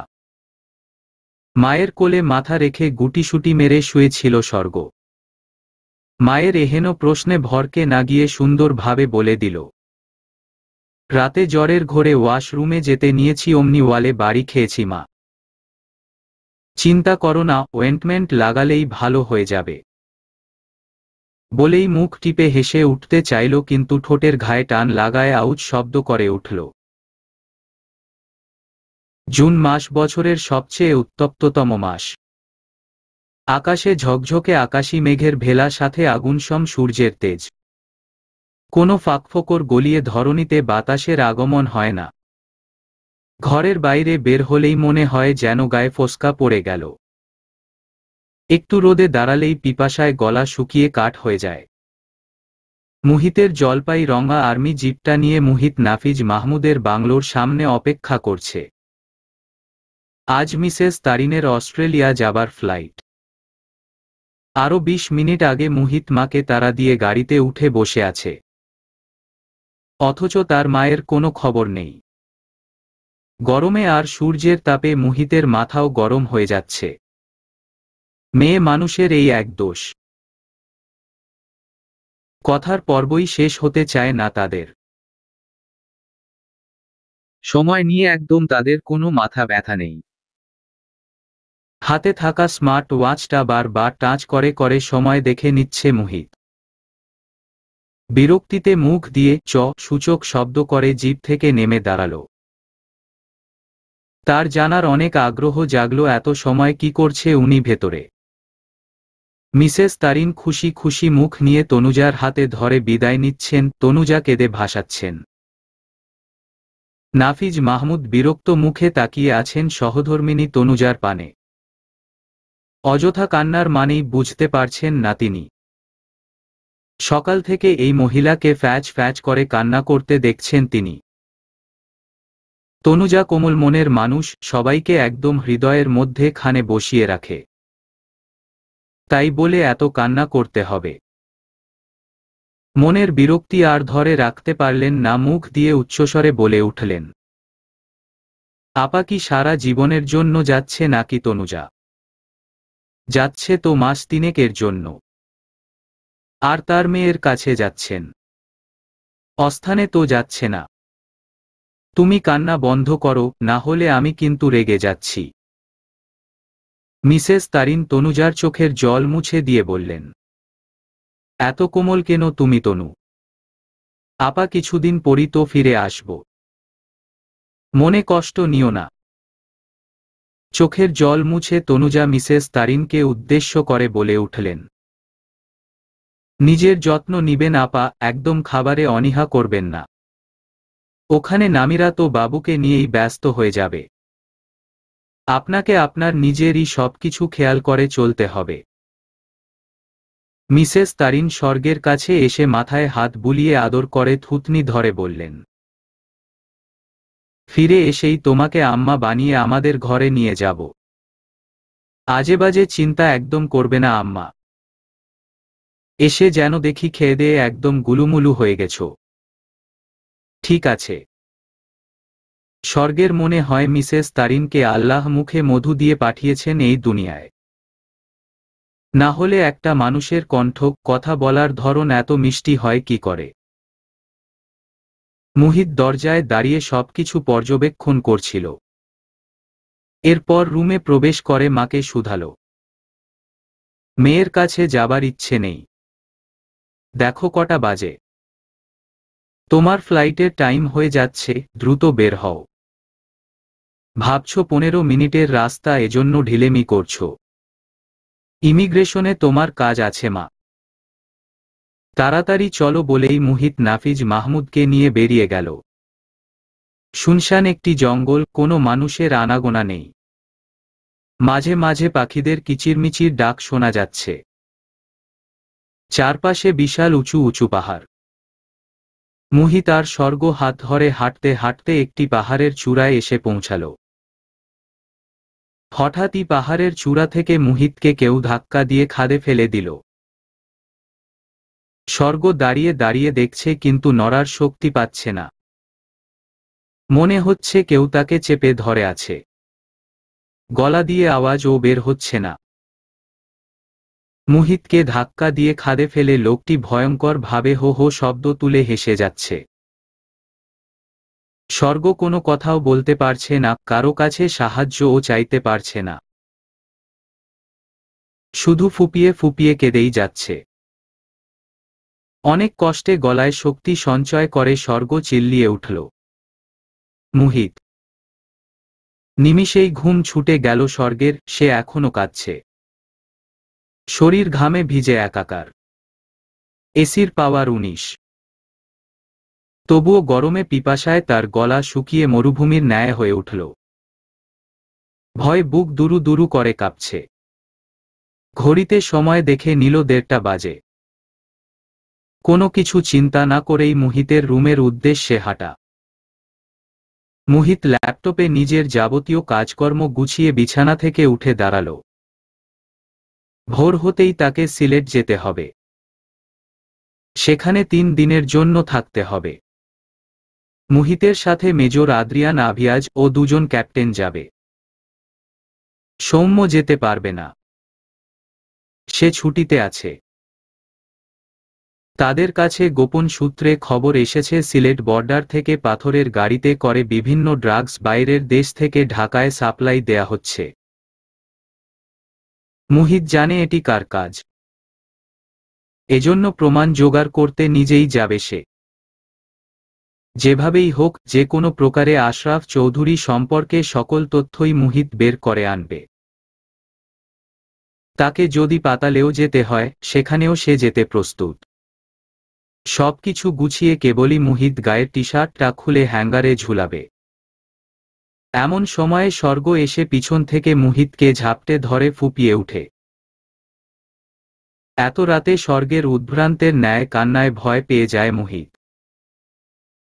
মামা মামি কেউ বাড়িতে নেই। হঠাৎ মামির বাবা অসুস্থ হয়ে যাওয়াতে রাতে তারা উনাকে দেখতে গিয়েছেন, সকালে ফিরবে।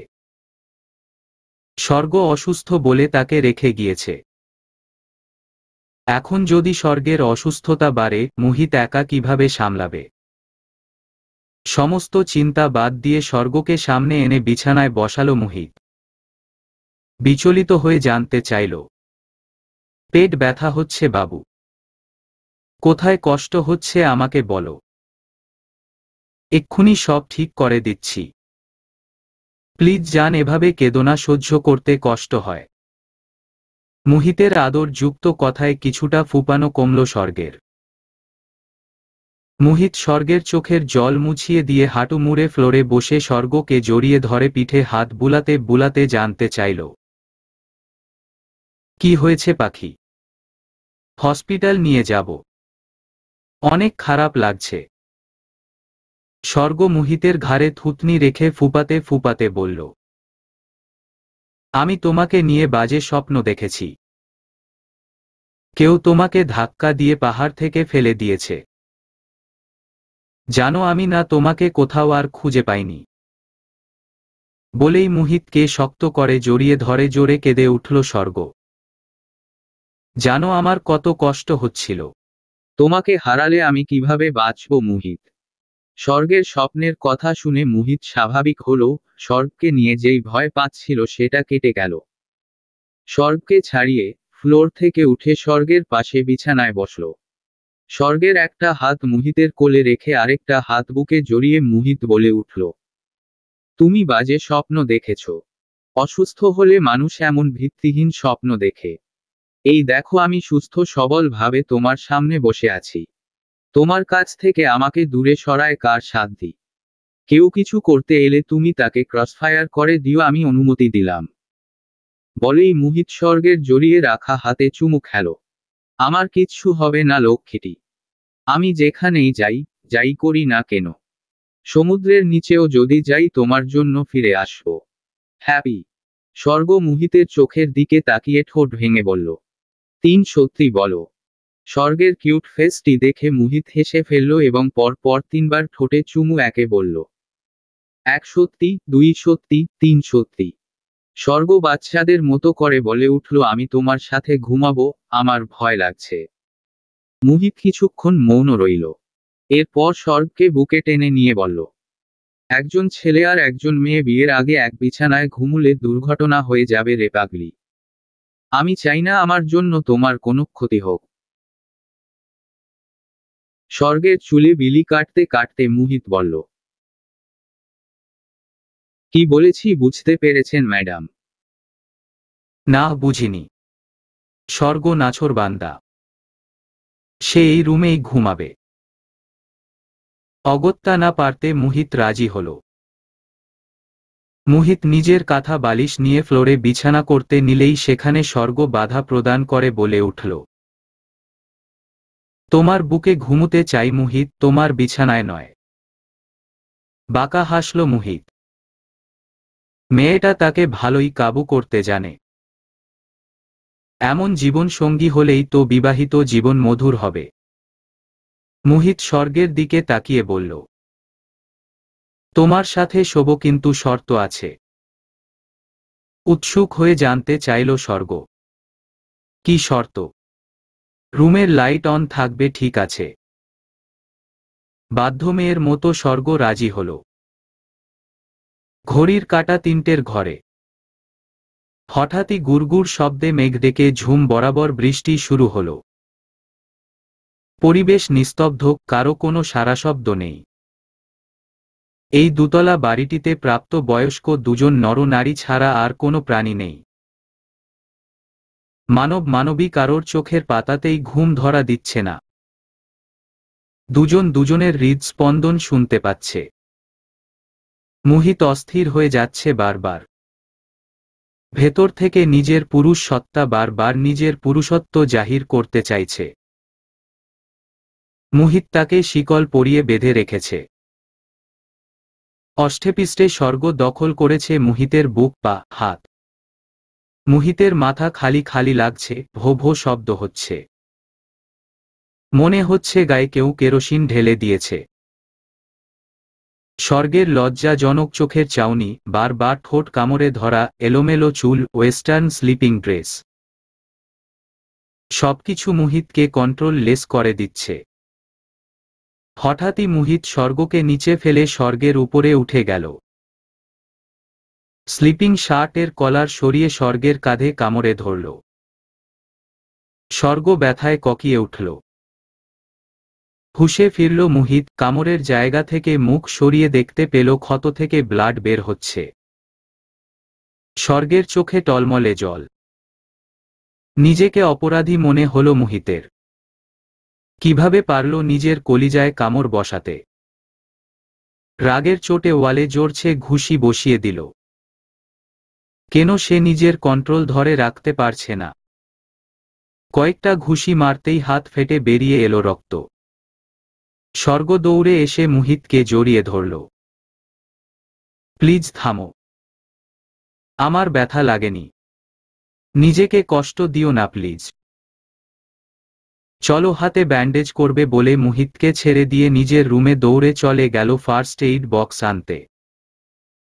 অল্প সময়ের মধ্যেই ফিরে এসে মুহিতকে টেনে নিয়ে বিছানায় বসাল। স্যাভলন আর তুলার সহিত রক্ত পরিষ্কারের কাজ চালাল। মুহিত নির্বিকার। ওয়েন্টমেন্ট লাগিয়ে সাদা ব্যান্ডেজ হাতে মোড়াতে লাগল স্বর্গ। মুহিত গমগমে কণ্ঠে বলে উঠল, কাল আমাকে বিয়ে করবি জান। ঘড়ির কাঁটা টিকটিক করে জানান দিল এখন সকাল 9টা। কিছুক্ষণ আগেই তনুজা আর নাফিজ মাহমুদ বাসায় ফিরেছেন। বাবাকে কাছে পেয়েই আবদারের ঝুলি খুলেছে স্বর্গ। বাপি, মেজর মুহিতের সাথে আমিও সিলেট ঘুরতে যেতে চাই বলেই নাফিজ মাহমুদের উত্তর শোনার প্রতীক্ষায় তাকিয়ে রইল স্বর্গ। নাফিজ মাহমুদ স্বর্গকে বোঝানোর চেষ্টা করলেন যে মুহিত সেখানে ঘুরতে যাচ্ছে না, সে যাচ্ছে গুরুত্বপূর্ণ কাজে। সেখানে স্বর্গকে নিয়ে গেলে তার কাজে ঝামেলা হবে, মুহিত বিরক্তও হতে পারে। কিন্তু স্বর্গ যাবেই। স্বর্গ না যেতে পারলে মুহিতও যেতে পারবে না। এতবর মেয়ের বাচ্চাদের মতো জেদ দেখে মনেমনে খুব বিরক্ত হলেন নাফিজ মাহমুদ। এবার তনুজা মেয়ের পক্ষ নিয়ে বলে উঠল, তুমি তো দেখতেই পাচ্ছ মেয়েটা দীর্ঘদিন ধরে ঘরবন্দি হয়ে আছে। মুহিত যেহেতু যাচ্ছে মেয়েটাকেও নিয়ে যাক না। শুধু তো সাথে করে নিয়েই যাবে, ওকে তো আর কোলে নিয়ে ঘুরতে হবে না, তাই না? আল্লাহ তো আমার মেয়েকে জ্ঞান বুদ্ধি সব দিয়েছেন, মুহিতের কাজে ডিস্টার্ব হবে এমন কিছু সে কেন করবে? ঘরে বসে সারাক্ষণ বোরিং হবার চাইতে একটু হাওয়া বদল করে আসুক না। নাফিজ মাহমুদ সবই বুঝলেন, তনুজার কথাও ফেলে দেবার নয়। মেয়েটা সারাক্ষণ অসহায় এর মতো শুয়ে বসে দিন কাটাচ্ছে। কিন্তু মুহিতের যেই ব্যক্তিত্ব, নাফিজ মাহমুদ কিভাবে এই আবদার করবেন সেটাই ভেবে পাচ্ছেন না। হঠাৎই দুতলার সিঁড়ি বেয়ে মুহিতকে নামতে দেখা গেল। ধবধবে ফর্সা গায়ে নেভি ব্লু শার্ট জড়িয়েছে, সাথে পরেছে লাইট কালারের জিন্স, পায়ে সাদা স্নিকার্স, চোখে কালো রোদ চশমা। ছেলেটা এতটাই সুন্দর, দেখলেই ফুরফুর করে মন থেকে ভালোবাসা চলে আসে। মুহিতের এমন রূপ দেখে মনে শিহরণ জেগে গেল স্বর্গের। পুরুষটি আজকে থেকে তার একান্ত ব্যক্তিগত হবে। এত সুখ কোথায় রাখবে স্বর্গ? সুখের ঠেলায় কি সে আজ মরে যাবে? মুহিত নিচে নেমে মামা মামিকে উদ্দেশ্য করে বলল, আমি সিলেটে যাচ্ছি, ফিরব ৩-৪ দিন পর। তনুজা কিছুটা ইতস্তত করে মুহিতকে বলেই ফেলল, বাবা মুহিত, স্বর্গ যদি তোমার সাথে যায় তোমার কোনো আপত্তি আছে? না মানে ও অনেক দিন ধরে ঘরে বসে আছে, মনটাও ভালো নেই। একটু হাওয়া বদল হলে, প্রকৃতি দেখলে যদি মনটা ভালো হয়, এই আর কি। মামি আসলে। মুহিতকে থামিয়ে দিয়ে নাফিজ মাহমুদ বলে উঠলেন, ও তোমাকে বিরক্ত করবে না। ও শুধু তোমার সাথে যাবে, ওখানে আমার এক ফ্রেন্ড আছে, আমি তাকে বলে দেব স্বর্গের ঘোরাঘুরির সকল ব্যবস্থা আমার বন্ধু করে দেবে। মুহিত মনে মনে বিপাকে পড়ে গেল। আরেহ, বন্ধুর বাসায় গেলে বিয়ে হবে কিভাবে? এ আবার কোনো মুসিবত হাজির হতে চাচ্ছে। স্বর্গ মাঝে দিয়ে বলে উঠল, আমি মেজর মুহিতের সাথেই ঘুরব, কোনো বন্ধু ফন্ধুর বাসায় যাব না। এবার মুহিত কাউকে কিছু না বলতে দিয়ে নিজেই আগ বাড়িয়ে বলে ফেলল, না স্যার, কোনো সমস্যা নেই, আমি উনাকে নিয়ে যেতে পারবো, বলেই স্বর্গের উদ্দেশ্যে তাগাদা দিল। স্বর্গ, আপনি দ্রুত রেডি হন, একটু পরেই মেজর আদ্রিয়ান গাড়ি নিয়ে আসবে। মনে মনে মুহিত দোয়া পড়তে লাগল, হো বাবা, বেঁচে গেছি, এখনই তো ভালো সাজার নাটক ছুটে যাচ্ছিল। বিয়ের আগেই কি শ্বশুরের কাছে আবদার করা যায় নাকি যে, আপনার মেয়েকে আমার সাথে দূরে ঘুরতে যেতে দিন? মিনিট 10 মধ্যেই স্বর্গ নিচে নেমে এলো। তার পরনে মেরুন রঙের একটি জামদানি শাড়ি, সাথে ম্যাচিং গহনা, কানের দুল। বাদামি চুলগুলো খোপা করা, ঠোঁটে লিপস্টিক, চোখে কাজল, মুখে হালকা প্রসাধনী। এমন রূপে নিজের প্রাণপ্রিয় উর্বশীকে দেখে হার্টবিট মিস করল মুহিত। কেউ দেখার আগেই চোখ সরিয়ে, মামা আসছি, বলে আগে আগে বেরিয়ে গেল। বুকের বাম পাশে চাপড়াতে চাপড়াতে মুহিত মনে মনে বলল, এই মেয়ে তোকে খুতারা চিহ্ন ন করে ছাড়বে মুহিত। রূপের আগুনে তোকে ঝলসে দেবে। এমন আগুন সুন্দরী নিয়ে রাস্তায় গাড়ি কিভাবে চালাবে মুহিত? যদি মুহিত হার্ট অ্যাটাক করে?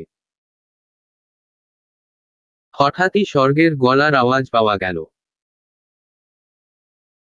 কেমন অভিনয় করেছি মুহিত সোনা। মুহিত হেসে হেসে বলল,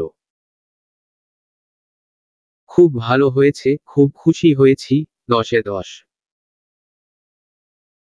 সিলেট গিয়ে পুরস্কৃত করব, দাঁড়াও। মুহিত যে তাকে লেগপুল করছে সেটা ভালোই বুঝতে পারল স্বর্গ। এজন্য ড্রিম করে মুহিতের পিঠে বসিয়ে দিল এক ঘা। পিঠ হাতাতে হাতাতে মুহিত বলে উঠল, গুন্ডি একটা, সবকিছুর শোধ সিলেট গিয়ে তুলব। মনে মনে বাঁকা হাসল মুহিত। এরই মাঝে জিপ নিয়ে হাজির হল মেজর আদ্রিয়ান। মুহিত দুটো জিপের ব্যবস্থা করেছে, একটাতে সে আর স্বর্গ যাবে, অন্যটায় মেজর আদ্রিয়ান আর ক্যাপ্টেনরা যাবে। ব্যাগপত্র গাড়িতে ভরে সবাই যার যার মতো গাড়িতে চেপে বসল। গন্তব্য Sylhet, Moulvibazar, Sreemangal. Dash dash dash dash dash dash dash dash. হাসপাতাল থেকে রিলিজ নিয়ে বাসায় ফিরে এসেছেন আশরাফ চৌধুরী। মিথ্যে অভিনয় করে কতদিন বসে বসে টাকা ঢালবেন সেখানে। তার মধ্যে কোনো কাজই সেখান থেকে করা যাচ্ছিল না। নিজের ছেলের দুরবস্থার কথা চিন্তা করে তেতে উঠলেন আশরাফ চৌধুরী। মনে মনে প্রতিজ্ঞা করলেন, যার জন্য তার ছেলের এহেন দশা তাকে জীবনের চরম শিক্ষাটাই দিবেন। ভাবতেই কানে ফোন তুললেন। কি রে ফকিরের বাচ্চা দারোয়ান খলিল, ওই চুতিয়া মেজরের খবর বল। ওপাশ থেকে খলিল নিজের এমন অপমানে কষ্ট পেল, কিন্তু এটা তার সাময়িক কষ্ট। যখন টাকার চেক হাতে আসে এসব কষ্ট সেই চেকের সামনে ফিকে হয়ে যায়। খলিল অপমান গায়ে না মেখে গদগদ হয়ে বলল, একটু আগে সিলেটের উদ্দেশ্যে রওনা হয়েছে। বিদঘুটে হাসল আশরাফ চৌধুরী। আজকেই তবে মেজরের খেল খতম হতে যাচ্ছে। হুম। মুহূর্তেই হাসির আগে রূপান্তরিত হল। মদের গ্লাস হাতে তুলে চুমুক দিতে নিয়ে ছুঁড়ে ফেললেন মেঝেতে। এই মেজরের জন্য তার অনেক কাজ আটকে রয়েছে। যেখানে পুলিশ পর্যন্ত তাকে সমীহ করে চলে সেখানে এই 2 টাকার মেজর তাকে পদে পদে নাজেহাল করে ছাড়ছে। এই মেজরের জন্য তার যত টাকা লস হয়েছে সব মেজরের চামড়া তুলে উসুল করবেন মনে মনে এই ভাবনা ভেবে ফেললেন আশরাফ চৌধুরী। কাজী অফিসে বসে আছে স্বর্গ আর মুহিত। কিছুক্ষণ পরেই তারা একটি পবিত্র বন্ধনে আবদ্ধ হবে। এরপর দুজন দুজনের সকল দূরত্ব ঘুচিয়ে ফেলবে। কেউ আঙ্গুল তুলতে পারবে না তাদের প্রতি। কোনো পাপবোধ থাকবে না। থাকবে শুধু ভালোবাসা আর ভালোবাসা। কিছুক্ষণ পর কাজী সমস্ত পেপার রেডি করে দুজনের উদ্দেশ্যে পান খেতে খেতে নির্দেশ দিলেন, এখানে সই করুন। স্বর্গের যেন আর তর সইছে না। মুহিতের ব্যাপারে সে সবসময় ডেসপারেট। এই মুহূর্ত থেকে মুহিত তার ব্যক্তিগত মানুষ হবে, নিজের স্বামী। সেই সুযোগ কিভাবে হাতছাড়া করবে স্বর্গ। কাজীর হাত থেকে পেপার টেনে নিয়ে ঘোষঘোষ করে 1 সেকেন্ডে সই করে মুহিতের দিকে এগিয়ে দিল। স্বর্গের এমন খসখস করে সই করতে দেখে কাজীর নাকে মুখে পানের রস উঠে গেল। পানি খেয়েও তার কাশি কমল না। চোখ দিয়ে পানি বেরিয়ে এলো। বাঁকা হেসে মুহিত সই করে কাজীকে সব বুঝিয়ে দিয়ে স্বর্গের হাত ধরে বেরিয়ে এলো।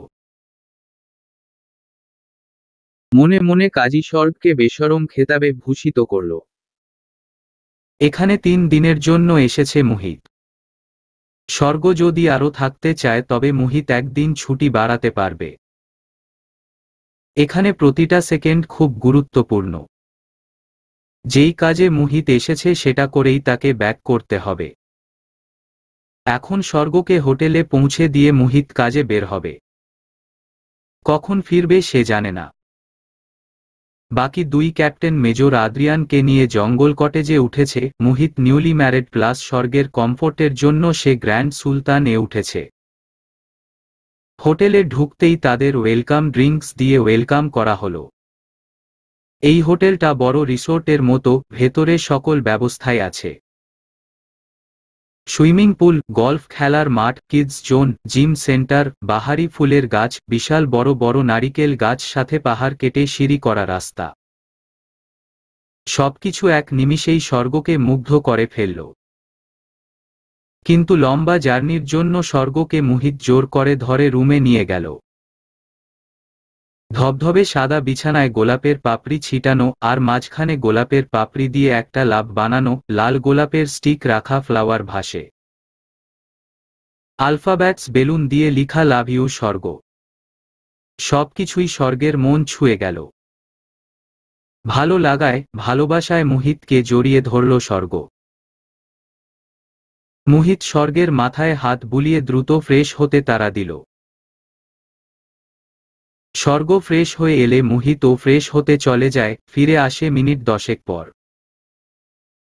এসেই পোশাক পাল্টে স্বর্গকে বিশ্রাম নিতে বলে বেরিয়ে যায়। মিনিট দুয়েক পরেই আবার রুমে ব্যাক এসে সতর্ক বাণী দিয়ে যায় স্বর্গকে। বাবু আমি সন্ধ্যার আগেই ফিরে আসব, তুমি ঘুমানোর ট্রাই করো, একা একা বাইরে যেও না, কিছু লাগলে ইন্টারকমে কল করবে, রিসিপশন থেকে হেল্প করবে বলে স্বর্গের কপালে চুমু খেয়ে বেরিয়ে যায়। জিপ নিয়ে মেজর আদ্রিয়ানকে সঙ্গে নিয়ে মৌলভীবাজার বর্ডারে পৌঁছল মুহিত। এখান থেকেই তাকে গুপ্তধন খুঁজে বের করতে হবে। চারপাশে সন্ধ্যা ঘনিয়ে আসছে। বড় বড় গাছপালার জন্য জায়গাটা আরো ঘুটঘুটে লাগছে। মাঝে মাঝে দুই একটা বন্য পশু পাখির ডাক শোনা যাচ্ছে। মেজর আদ্রিয়ান আর মুহিত টর্চ জেলে দুজন দুই পাশে কিছু একটা খুঁজতে লাগলো। মিনিট 10 খোঁজাখুঁজি করার পর কাঙ্ক্ষিত জিনিস পেয়ে দুজনের মুখের হাসি প্রশস্ত হলো। বাকি কাজ কাল দেখা যাবে। তারা দেখিয়ে মুহিত হাসি কণ্ঠে বলে উঠল, তো মেজর আদ্রিয়ান হোটেলে ফেরা যাক।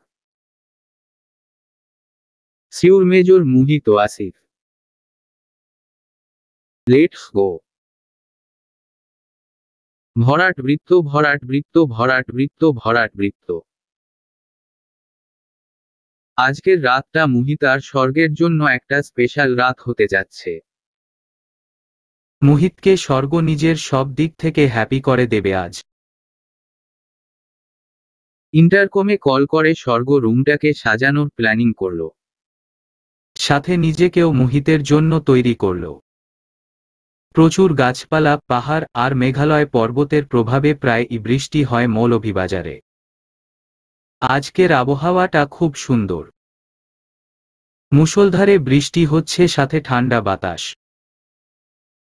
স্বর্গ পুরো রুমটা মোমবাতির আলোতে সাজিয়েছে, সাথে মুহিতের প্রিয় ফুল লাল গোলাপ আর রজনীগন্ধা। আজ স্বর্গ নিজের মন মতো সেজেছে। তার রূপে মুহিতকে আজ ডুবে মরতে হবে। কেন অন্য মেয়ের সাথে সেদিন কফি শপে বসেছিল তার শোধ তুলবে আজ। স্বর্গ কালো রঙের একটা পাতলা জর্জেট শাড়ির সাথে ম্যাচিং করে স্লিভলেস ব্লাউজ পরে নিল, সাথে ম্যাচিং করে ডায়মন্ডের সেট পরল। স্ট্রেইট চুলগুলো কার্লি করে ছেড়ে দিল কাঁধের দুই পাশে। ঠোঁটে লাল রঙের লিপস্টিক, চোখের ঘন পাপড়িতে মাস্কারা, মোটা করে কাজল দিয়ে ব্লাশন দিয়ে সাজ কমপ্লিট করল। মেদহীন কোমরে গোল্ডেন কালারের বেলি চেইন পরে নিল। একটু আগে মুহিত কল করেছিল, বলেছে 10 মিনিটের মধ্যে ফিরবে। সবকিছু গুছিয়ে রাখতেই দরজায় নকের শব্দ হল। দরজায় নকের শব্দে স্বর্গের বুক ধাক ধাক করছে, নিঃশ্বাস ভারী হয়ে আসছে। তার মানে মুহিত এসেছে। দৌড়ে গিয়ে দরজা খুলে দিল স্বর্গ। পুরো রুম অন্ধকার করে রেখেছে স্বর্গ। মুহিত স্মিত হাসল। তার মানে বউ স্পেশাল কিছু রেখেছে। স্বর্গকে আসছি বলে ফোনের টর্চ জ্বালিয়ে মুহিত ফ্রেশ হতে চলে যায়। স্বর্গ দিশলাইয়ের সাহায্যে ক্যান্ডেলগুলো জ্বালিয়ে দেয়। সুগন্ধি যুক্ত মোমবাতিতে আগুন দিতেই পুরো কক্ষ জুড়ে মন পাগল করা সুন্দর গন্ধ ভেসে বেড়াতে লাগল। মিনিট 10 পর শাওয়ার নিয়ে বের হল মুহিত। গায়ে সাদা শার্ট আর লোজ সাদা প্যান্ট পরে বেরিয়ে এলো মুহিত। সামনের চুলগুলো কপালে 2-1 গাছি করে পড়ে রয়েছে। গলার নিচে থুতনিতে মুক্তার মতো বিন্দু বিন্দু পানি জমে আছে। মোমের আলোতে স্বর্গের কাছে সেগুলাকে হিরে মনে হচ্ছে। মুহিতের দিকে নেশাক্ত নজরে মুহিতের সামনে এসে দাঁড়ায় স্বর্গ। নিজের প্রেয়সীর এমন আগুন ঝরা রূপে দিশা হারালো মুহিত। হারিয়ে ফেলল মুখের ভাষা। স্বর্গ মুহিতের গলা জড়িয়ে ধরে ঠোঁটে গাঢ় চুম্বন একে দিল। সম্বিত ফিরে পেল মুহিত। সহসাই স্বর্গের কোমর চেপে ধরল শক্ত করে। দখল নিল স্বর্গের ঠোঁট। মুহিতের সাথে তাল মিলিয়ে চলল স্বর্গ। কাঁধ থেকে হাত চলে আসলো মুহিতের শার্টের বাটনে। এক এক করে সবগুলো বোতাম খুলে ফেলল স্বর্গ। মুহিত শার্ট খুলে ছুঁড়ে মারল মেঝেতে। বৃষ্টির বেগ আরও বেড়ে চলল, সাথে উত্তাল হলো দুজন মানবী।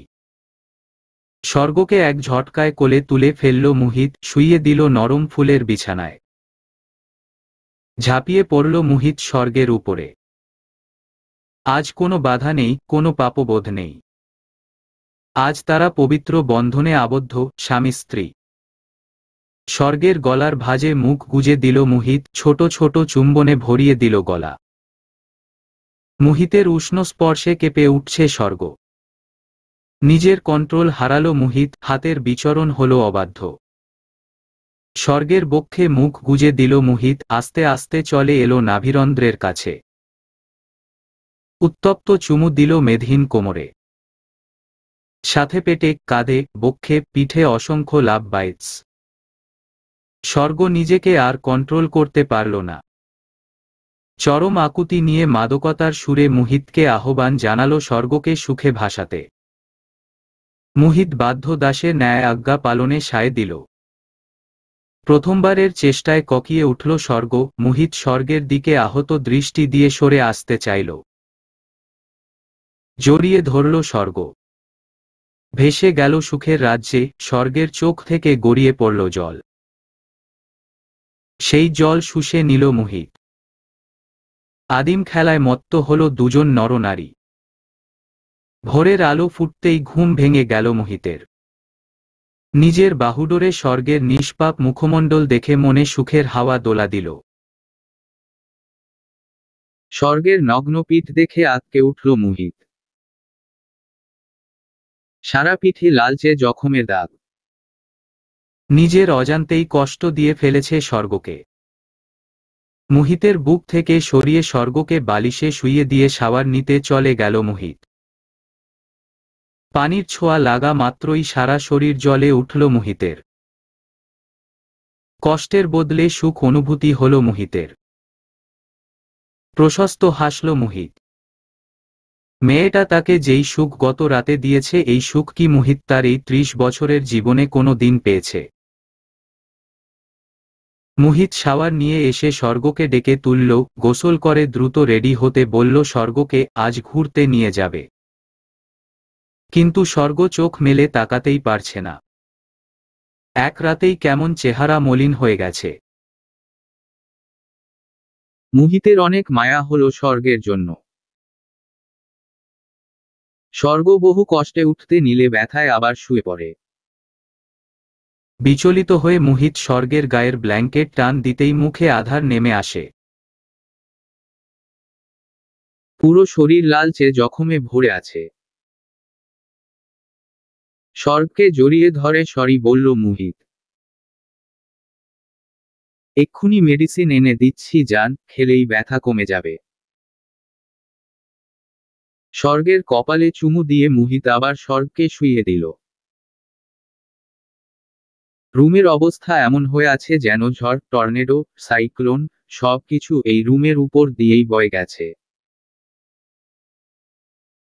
মুহিত সবকিছু গুছিয়ে বাইরে চলে আসলো মেডিসিন কিনতে। সাথে মেজর আদ্রিয়ানকে ফোন দিয়ে বলল, চলুন মেজর আদ্রিয়ান, শিকার ধরা যাক তবে। বলেই বাঁকা হাসল মুহিত। ঘড়িতে সকাল 10:25। মেজর আদ্রিয়ানকে নিয়ে মৌলভীবাজার বাস স্ট্যান্ডে বসে আছে মুহিত। তারা তাদের আর্মি জিপটি রিসোর্টে রেখে শ্রীমঙ্গলের লোকাল গাড়িতে করে এখানে এসেছে। এখানে বৃষ্টির কোনো সময় অসময় নেই। যখন খুশি তখনই যেন ঝুপঝুপ করে ধরণীতে ঝরে পড়তে হবে।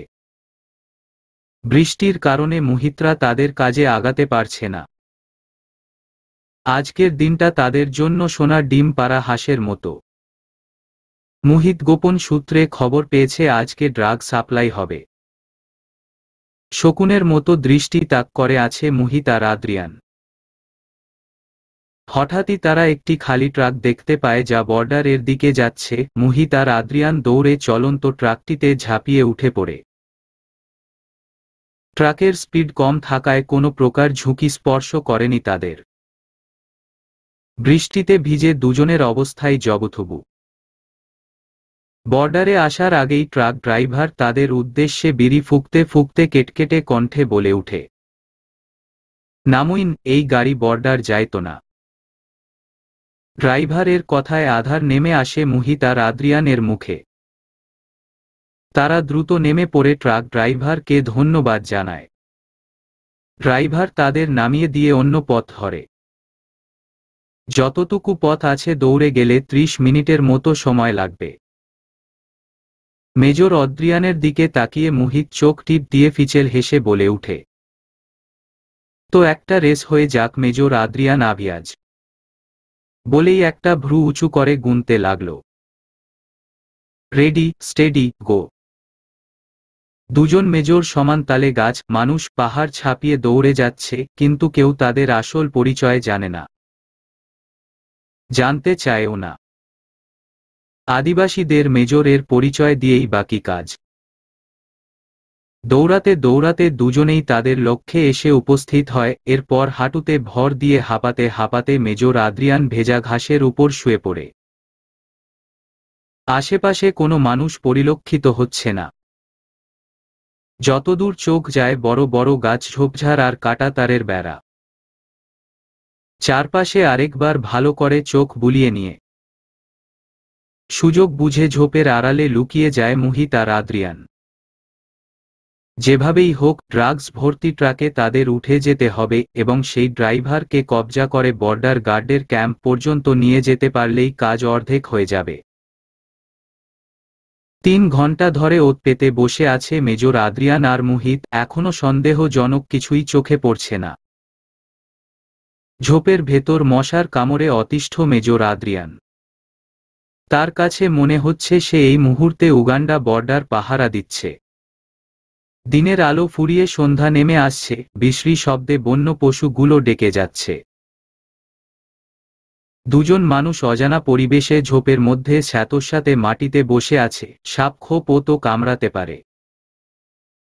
মেজর আদ্রিয়ান ভয়ে চুপসে আছে। মুহিত নির্বিকার।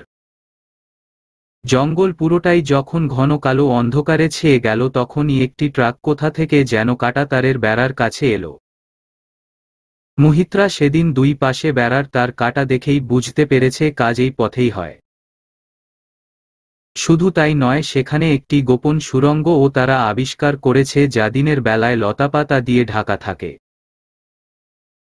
হ্যারিকেন হাতে একে একে বেরিয়ে এলো 25 জন ব্যক্তি, তাদের প্রত্যেকের মাথায় একটি করে বস্তা। ছোট ট্রাকটিতে বস্তাগুলো লোড করে প্রত্যেকেই জঙ্গলে হারিয়ে গেল। ট্রাক ড্রাইভারটি 12 কি 14 বছরের একটা ছেলে। এত ছোট ছেলে এই কাজে জড়িত ভাবতেই মুহিতের কপালে চিন্তার ভাঁজ পড়ল।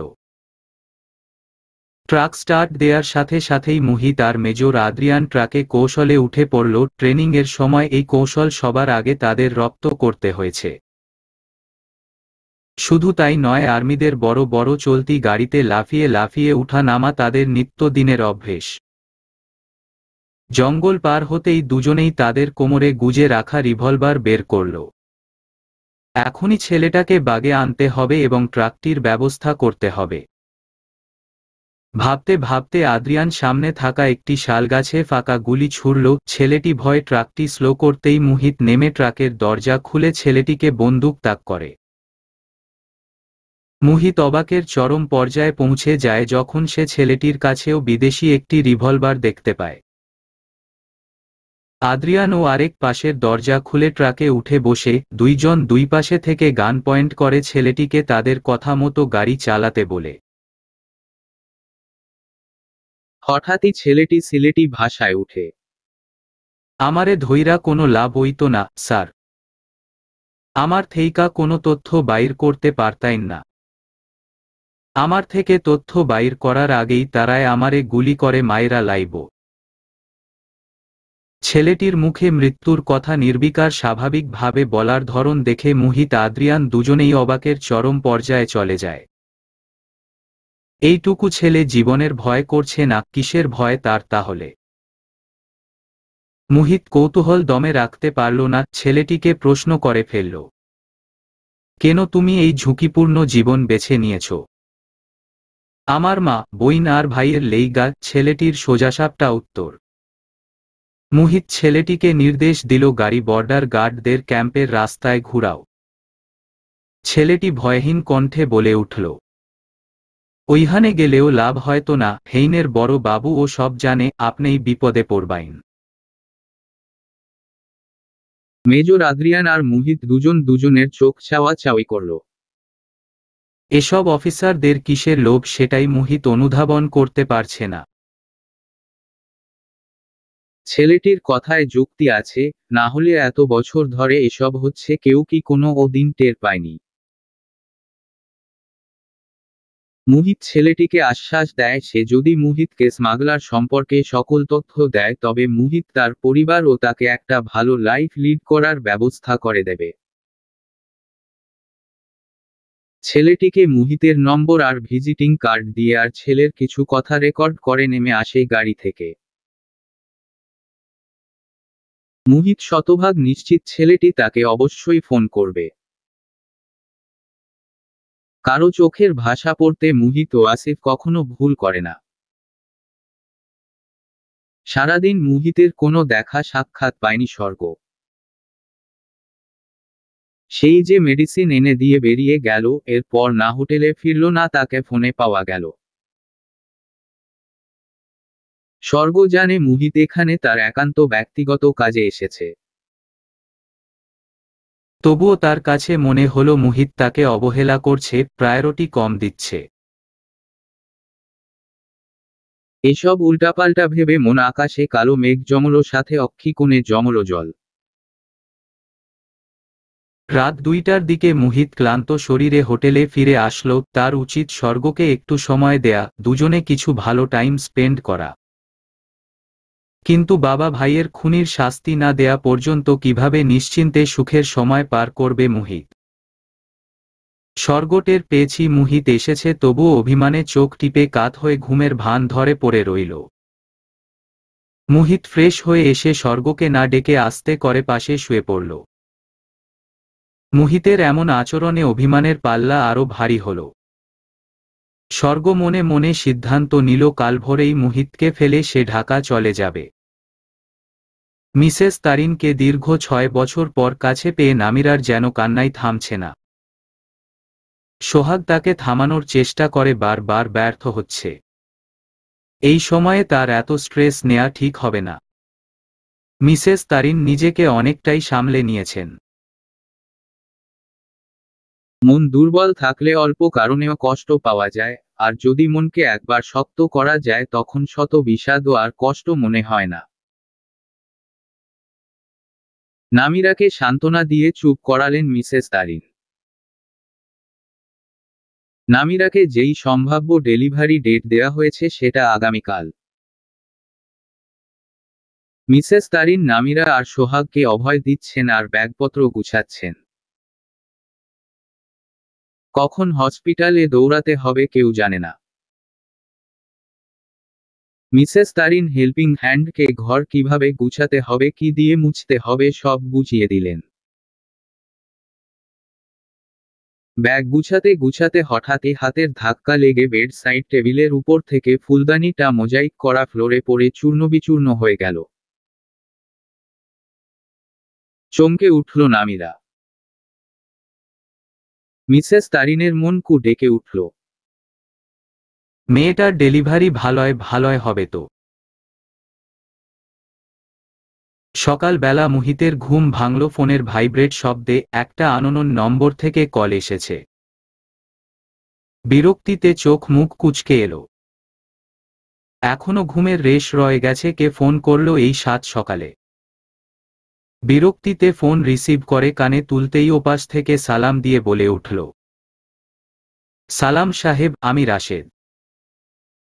ট্রাক ড্রাইভার ছেলেটি তাকে কল করেছে ভাবতেই সব ঘুম উধাও হল। লাফিয়ে উঠে বসে দ্রুত ফ্রেশ হতে ওয়াশরুমে চলে গেল মুহিত। স্বর্গ সব টের পেয়েও ঘাপটি মেরে রইল। মিনিট 10 পরে মুহিত রেডি হয়ে বাইরে বেরিয়ে গেল।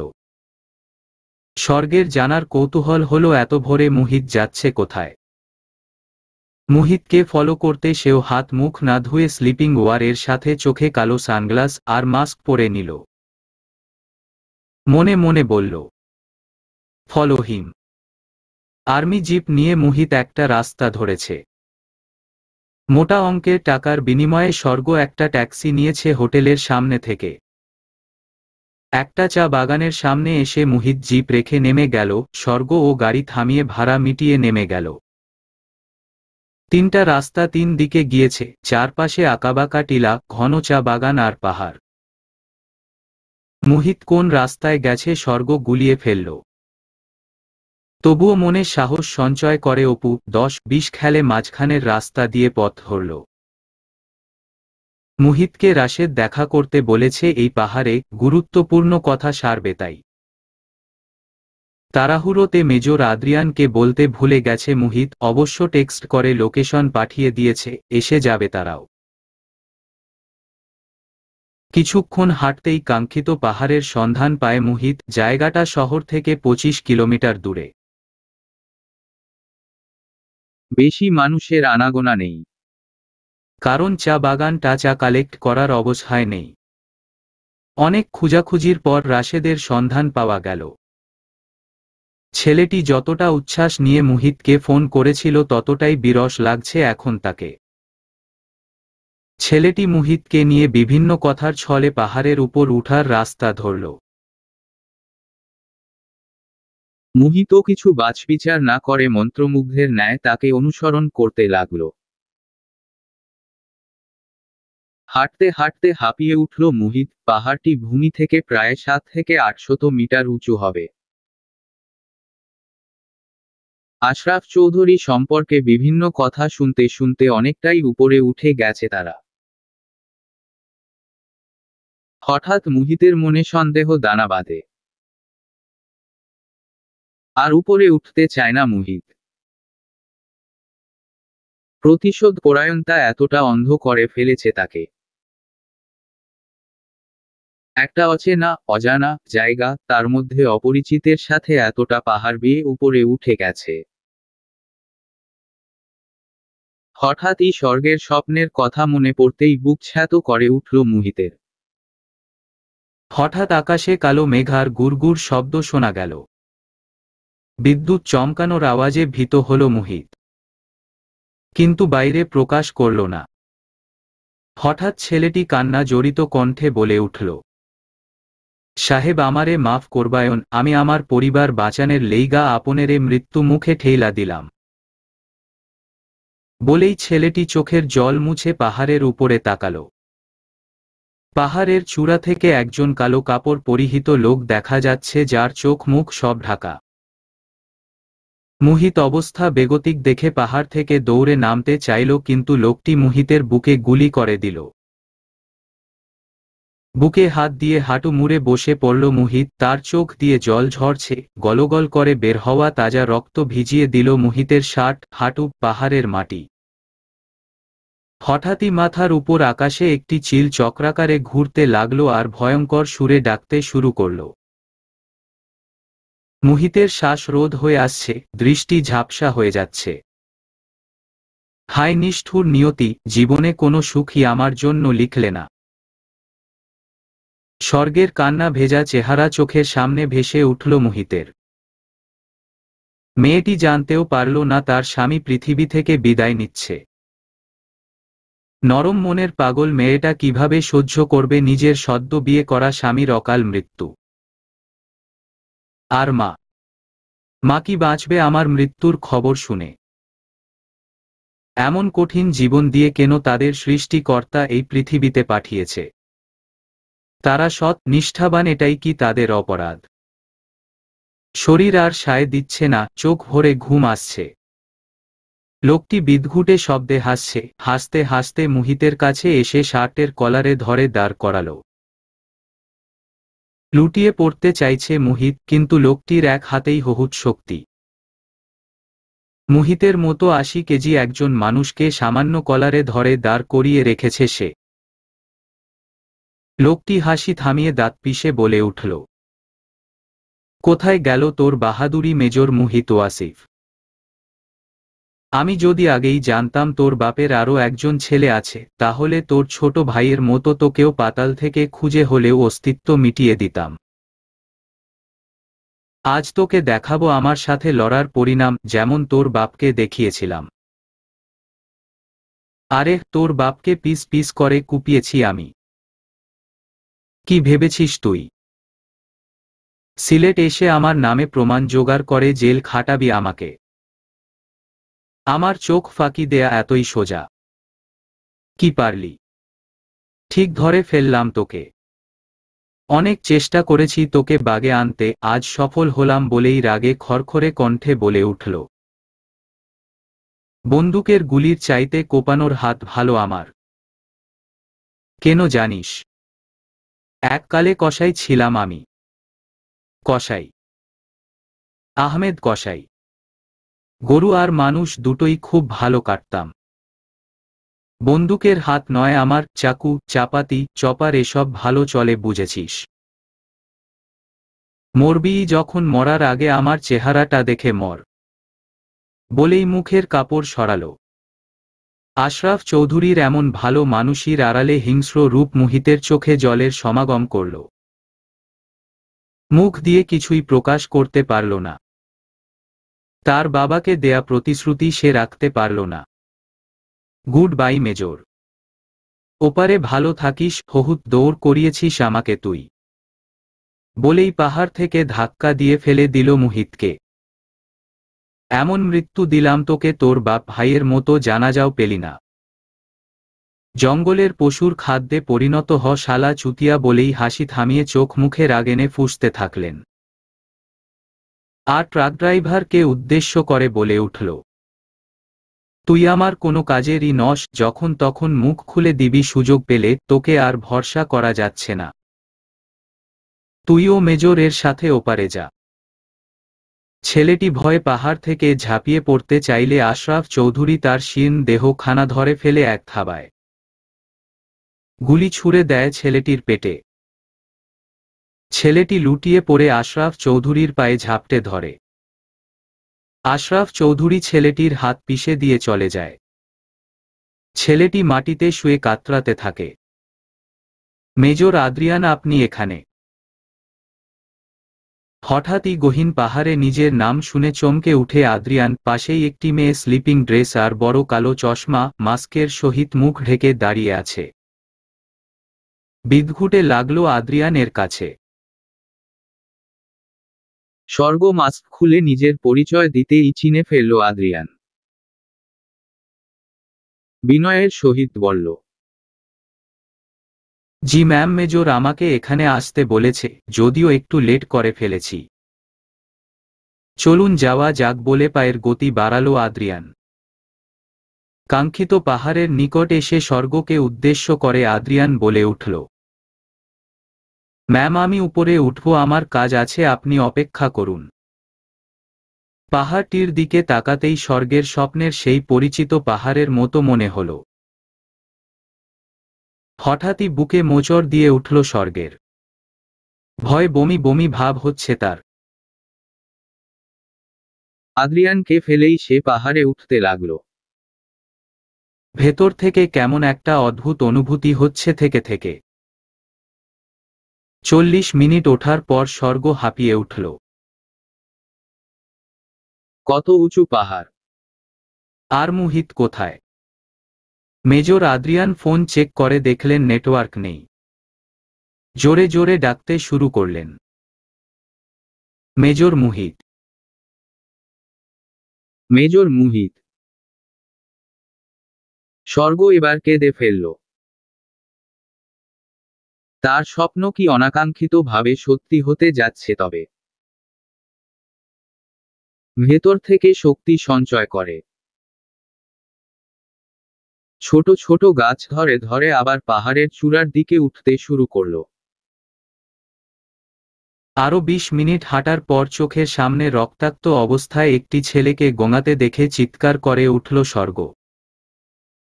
মেজর আদ্রিয়ান দৌড়ে ছেলেটির কাছে গিয়ে আটকে উঠল। মেজর আদ্রিয়ান সমানে ছেলেটিকে ঝাঁকাচ্ছে আর প্রশ্ন করে যাচ্ছে, মুহিত কোথায়? সেই তো মুহিতকে কল করে এখানে আসতে বলেছে। তাহলে এরকম অবস্থা কেন তার? ছেলেটির প্রতি স্বর্গের কোনো এটেনশন নেই।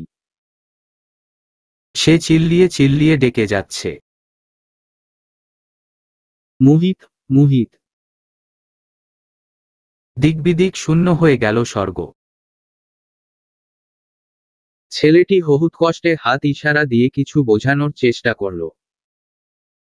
স্বর্গ যা বোঝার তা বুঝে নিল। অনেক উঁচু এই পাহাড়ের যেই সাইডটা ছেলেটি নির্দেশ করেছে সেখানে একটি খাল ছাড়া আর কিছুই দেখা যাচ্ছে না।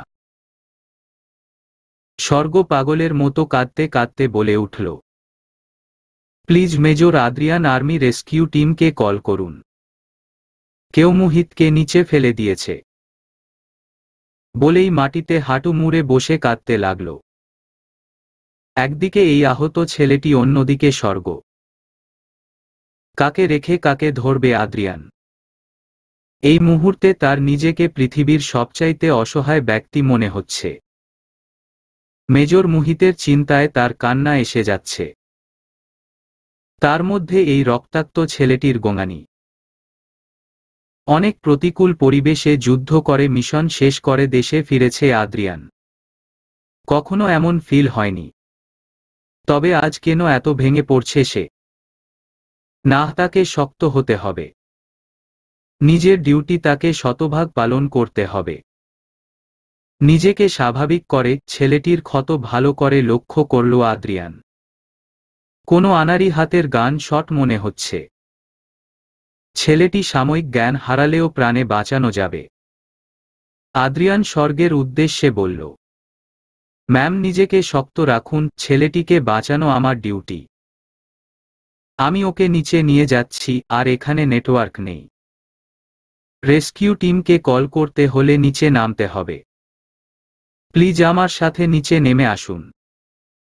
ছেলেটিকে এক ঝটকায় কাঁধে তুলে ফেলল আদ্রিয়ান। এখানে দ্রুততার সাথে কিছুই করা যাবে না। যা করার সাবধানে করতে হবে। একটু অসতর্ক হলেই নির্ঘাত পরপার।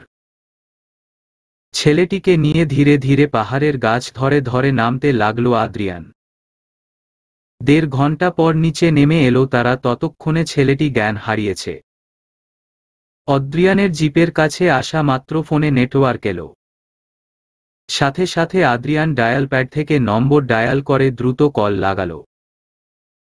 Hello rescue team, it's major Adrian আভিয়াজ।